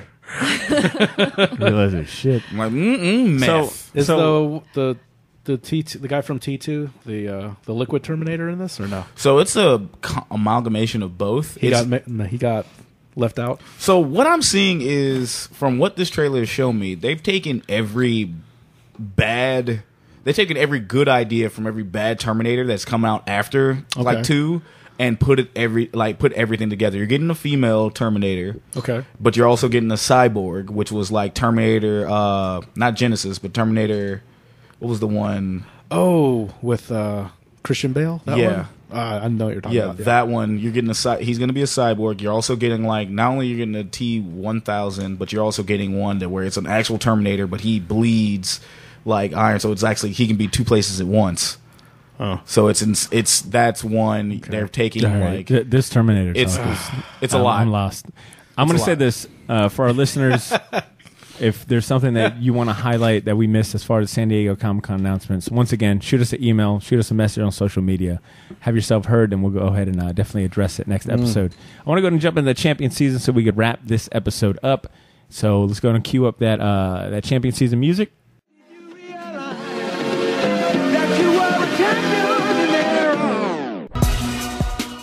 And remind folks that champion season is the last segment of the show. It's the part of the show where we go around the table and everyone gets a chance to highlight a few things within pop culture. So a movie, a TV series, a comic book, a video game, whatever it may be. Something we feel, hey, this is really dope and more people should check it out. Ashley, I'm going to let you kick us off. What are you going to champion today? So I feel like I talk about it every episode, but Swamp Thing is so freaking good. So they've been releasing the episode titles a little ahead of time. They didn't release them all at once. The next one is titled Anatomy Lesson, which is one of my favorite single issue comics of all time. It's part of Alan Moore's run, but I'm pretty sure it's issue 21, and it's kind of like a standalone. Like, you can just jump in and read that issue, and I recently reread it when I saw the name of the episode title, and it's Jason Woodrue in this house with the Sunderland guy, and it's like a horror issue, and it has all these elements of the Creepshow comic that we read in it, from like all the different stories. Yeah. So like an anthology? Well, you know that Creepshow anthology, like, it's got like little bits from like all the different stories, like all wrapped into this one book. And this book came out 2 years after Creepshow, so I'm sure Alan Moore was pulling off of it. But it's such a good issue, and I'm so excited for this episode. How many more episodes Swamp Thing got? I forgot they were doing weekly. There's only 10, so I don't remember if this one is 7 or 8, but there's not much left. But I'm so excited for it. So the quality's still been pretty epic. It's been, Damn, that's cool. Fantastic. And just the fact that this next one is titled after this comic book that was so good. And then the last, I've never seen The Office before, and it's all on Netflix now. So I just started watching. That's my other one. I'm sorry, my jaw almost dropped. Sorry. What? You've never watched The Office? Never watched The Office. You never watched The Wire, so cut it. Time out. I think there's more people have watched The Wire before. I'm sorry. No, you'd be Office correct. before. No. More people have watched The Office before The Wire. Like, let's be real. The Office, Wire's better, though. Yeah. No, I'm sure it is. I'm sure. I can't. different shows. I heard a lot of people say Wire's like one of the best TV shows ever made. Period. Yeah. I need to get into it. I know, but The Office is like such an easy show to just watch. I'm just surprised. That's it. Especially because I think that's up along your lines, like of I just never got into it, and I'm watching it like from the first episode. But the problem, I like it; it's really funny. But after 2 episodes, like Michael Scott is just so annoying. Like I take a break, so I can't binge it. Okay, fair. But I enjoy it, and What made you just want to jump into it? Because Netflix had them all on there. They've had them on there for a long time. Have right? they? It just Yeah, popped long up in like Your the. suggestions Do thing? you want to try this? I was like, I'll try it. Like I feel like Netflix needs to have a suggestion category like shit that you should have been watching. You know, like for me it would be The Wire, but they don't have it on Netflix. That's pretty cool. Yeah, it's pretty. Oh, you're in for there's some like that's a show that I have a lot of friends that go through those binges like frequently, if not once a year, maybe twice a year. Like that fandom there is pretty crazy. Okay, those are pretty solid. Shaggy, what do you got to champion? Actually, it's not comic book related. It's actually I'm gonna say last weekend we had All Elite Wrestling down at Daly's place. And I'm champion that because that was a fun show. For them to say that they didn't sell it out, that place looked pretty packed, like super packed. It's a cool setup too. Yeah, where was it at? Yeah, it was in Daly's place Daly's. downtown. Oh, damn, that's cool. Yeah, it was kind of like just an amphitheater. Tony Khan was like, "Yo, I've seen this episode of South Park where they're kind of treating like wrestling like opera. I can do that, and because we have one right here, and that's exactly how he set it up. Yeah, looks and great. it was other than it being hot as hell, Oh yeah, just humid. Yeah. And you thinking it was going to be better at night. No, it was even dude, worse. Daly's is a nice venue, but the airflow in there is crap. Yeah. And that's not No, and the their fault. airflow, and the funny thing is, the airflow is better when you're farther away from the stage. Yeah, when yeah. you're closer, you're thinking the close-up seats are going to be fantastic. No, it is a kettle. Yeah, it's basically like a hot box. It is. It's. You're just like, oh my god, like. But for them, the wrestlers to show up for All Elite Wrestling, put on the show for charity, which they raised $150,000. Damn. That's cool. For gun violence, which was something that I'm happy for our city to actually show up and actually do that and show up and show out for that. That was great considering on how hot as fuck it was. And that was the first show. That was for it to be a charity event? That was a third show. That was their third show. Cool. Yeah. But that one all the proceeds went to gun violence. That's cool. For the city. So it was actually really good to be there, and I'm actually proud. You know what, man? And it's I'm glad that you said it too, because I feel like every wrestling fan that I know of has spoken nothing but highly of AEW. And at least the excitement of having like that here, like to be a hometown thing. If they're here and they're a wrestling fan, then we are loving it because it's actually pretty dope. If they're on like social media, they are like toxic. Don't listen to them. Wrestling fans are oh my bad as god, comic book fans. We are awful. Like, Maybe worse. Oh my god! But case in point, I'll champion that because that whole thing was just top to bottom. Pretty dope. Okay. Evolve was better. I'm sorry. It probably it was you had better shows. So just I won't bore anyone with this, but WWE counter programmed that with a show they're doing with a kind of independent company they work with called Evolve, which is kind of like almost like a farm system for them. But they're still independent. They're not fully Is that the one integrated. in Daytona? They run shows out in Florida. No, that was actually AEW. Got it. But no, they Evolve runs shows out of Florida. They've been going. They're like one of the bigger independent. They were companies. independents before WWE they existed before they had a partnership with WWE. So they ran a show that ran the same time, like a stacked show, and it was really good. Yeah. As far as just as a wrestling show, more than an entertainment wrestling show, if that makes sense. Oh yeah, no, it was definitely. You know what I'm talking about. Yeah. I'm just gonna say I'm a champion wrestling because that's where we're. Dude, there's so much. Dude, the so G1. much. Dude, don't get me started. I talked about it on another show, so my God. I'm so behind. Yeah. Fair. You want to pass it to Ed? I will. Just a couple. I'm going to champion Midsommar. I have not seen that yet, but I heard good things. Do you like Hereditary? Yeah. Okay. I didn't care for Hereditary, but I'll give it a chance for Midsommar. Okay. Yeah. It is.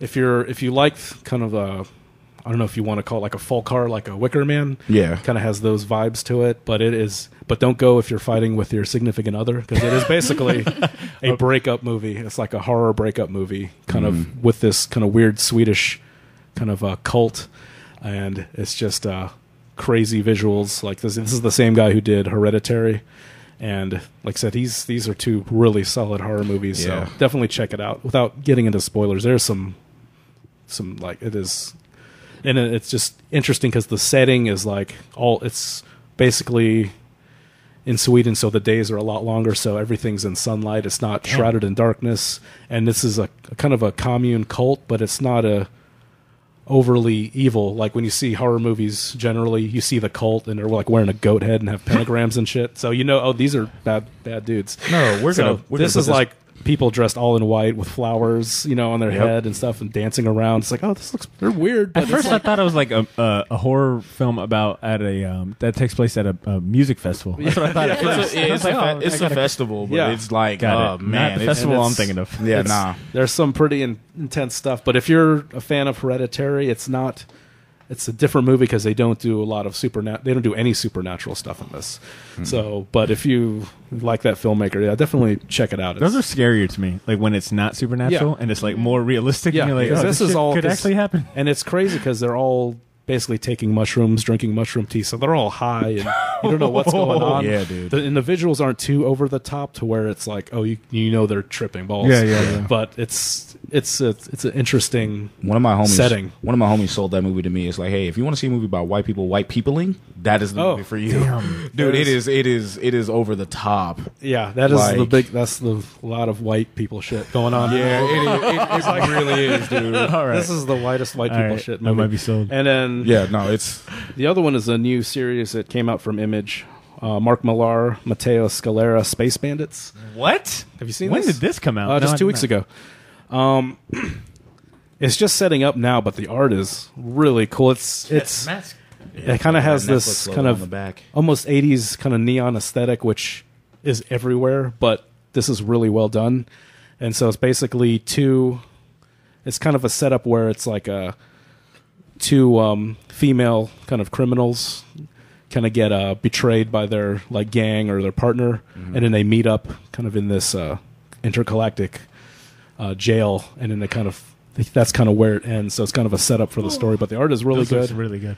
Scalera's art is very expressive. All the faces are really cool, and it just looks like a fun book. And I think Mark Millar I like seeing him doing stuff that's not so hostile and angry. Yeah, I was gonna say. So it's like a lot lighter fare, at least for now, at least for this first issue. But it's a fun kind of like heist comic in the future. Yep. I'll go ahead and make mine real quick. I'm going to champion the show on HBO called Barry. It stars Bill Hader. Man, it is. Have you watched it? I have. First season. Okay, there's 2 seasons right now. I think season 3 comes out in March. Ashley, are you aware of the show? Yeah, the Ninja Girl episode's the greatest episode of TV I've ever seen. Ashley, I swear to God, I'm so glad you said that. Because when I watched it, I was like, this is a show Ashley would love. And I had to remind myself, that is one of the greatest fucking shows of, like, episodes of TV ever. It is, it stars Bill Hader. It's got a bunch of like amazing just actors. Like Bill Hader's in it, Stephen Root. Sarah Goldberg is awesome. Like she annoys the shit out of me in this series, but I think it just speaks to her being able to play this character. But my favorite actor in this series is Harry Winkler. That dude is such. I love him, man. But the plot, just elevator pitch plot. Bill Hader is a veteran from that suffers from PTSD and depression. He comes back he gets discharged from the military. He was in the army. He served like some tours in Iraq or Afghanistan. Gets out of the military, and his uncle, played by Stephen Root, I think he's like his uncle or family friend or friend of his dad or some shit like that, ends up realizing that Bill Hader just has a talent for fucking killing people. And to help him like kind of find purpose in life again, he basically becomes his handler. So Bill Hader becomes like an assassin for hire, but it's not like a glamorous assassin. He's like, killing off like really just scummy dudes, and he's not really making that much money, etc. But he gets a job working with the Czechs, like the Czechoslovakian gang or something like that. Yeah, I just know the one guy's name is NoHo Hank. Oh, NoHo Hank is by far, yeah. But he gets this job having to work on the West Coast with this the Czechoslovakian gang. But the target is like this dude who works at a gym, and he takes acting classes, and Bill Hader ends up like falling in love with acting class, and he wants to become an actor, but he's trying to leave like his life of violence behind, and just like everything just kind of builds up. So much shit happens in the first season that pays off in the second season. It's phenomenal. All episodes are like 30 minutes each. Respect your time. I'm actually willing to go back and rewatch the whole series because I want to watch those interviews. You know how Game of Thrones did like the post episode breakdowns. It's just worth watching, man. Bill Hader is phenomenal. I am a believer in Bill Hader now. Oh yeah, it's one of them like shows that you watch and you're like, whatever he's in, you've got my money. So I definitely recommend Barry. There's like it's violent, but my favorite parts are like just how good the acting is. Yeah. Like when they play the acting school parts of it and they play these roles and whatnot, you're talking like raw emotion. Like Harry Winkler kills it, Sarah Goldberg's amazing, but Bill Hader has like this ability to just deliver such intense emotion without saying words. You know, it's phenomenal. It is so good, man. You know, it reminds me of this one show called The Wire. You should probably watch it when it comes to acting. I'll add you to the list of like Adam, Drew, and everyone else that's told me that. Dude, it took you how long to watch all of Game of Thrones? Yo, so imagine when I get on Wire. I'm about to be yo, do you remember this one scene? I'm like, people trying to remember something from 10 years ago. Yeah, dude. And the last thing I'll champion is when I was doing the research for Todd McFarlane, I found this YouTube series by Sci-Fi on YouTube called Artist Alley, and it's essentially like just a quick little sketch from different artists. So like Todd McFarlane did a sketch for the series. He did Spawn. Jim Lee did one. Who's this inker? Scott Williams did like a video. So there's like a bunch of different artists that end up being spotlighted. They just do quick sketches. They'll talk about their technique and like give advice. It's really good. So I recommend that if you just want to watch a bunch of like incredible comic book artists doing sketches and just kind of talking about their process. So that's on YouTube underneath Sci-Fi Wire. It's called Artist Alley. So with that being said, man, this is been one of our longer episodes, but I feel like we covered a lot. San Diego Comic-Con just kind of does that around this time of year. So hopefully we covered everything that you might have wanted to hear. And as always, if we didn't and you want to chime in, let us know, man. Shoot us an email, theshortboxjacks@gmail.com. Leave a voicemail, 904-580-4095, or hit us up on our social media. Appreciate you guys listening. As far as the crew here, any plugs, shout-outs, anything that you guys want to add? Ashley, Ed, you guys got any? You guys doing any commissions or got any conventions going on? No, just the GAM show. I've got art at that GAM show, and I'm excited for that. Yeah, Ashley, your piece looked great. Oh, thanks. The piece you've got looks amazing. Yeah, I've never actually painted Princess Leia before, but I picked her. I was like, it looks amazing. Thanks. Ed? Just Edbot5000, Instagram, Facebook, everywhere. Coolio. Yep. Shaggy, you got anything to plug? Drunken Hospitality has dropped episode 5, part 1 of my interview with Rob Roy, Duval native rapper, now moved from Jacksonville to LA. Part 2 shall be coming here next month. Fantastic. Yeah. And I'll go ahead and wrap up by saying GAM is coming. Theme this year is space, so Metroid, Star Wars, all of your beloved kind of space properties are going to be highlighted at this year's GAM show, Saturday, August 17th. Ticket prices, I believe, go up pretty soon since we're 30 days less out from the event. You can save 10% if you use the discount code ShortboxGAM, GAAM. And I'll also say, consider checking out our Patreon, man. If you want to enjoy bonus episodes, enjoy exclusive merch, or even commercial-free episodes, sign up on any one of our tiers on patreon.com/theshortbox.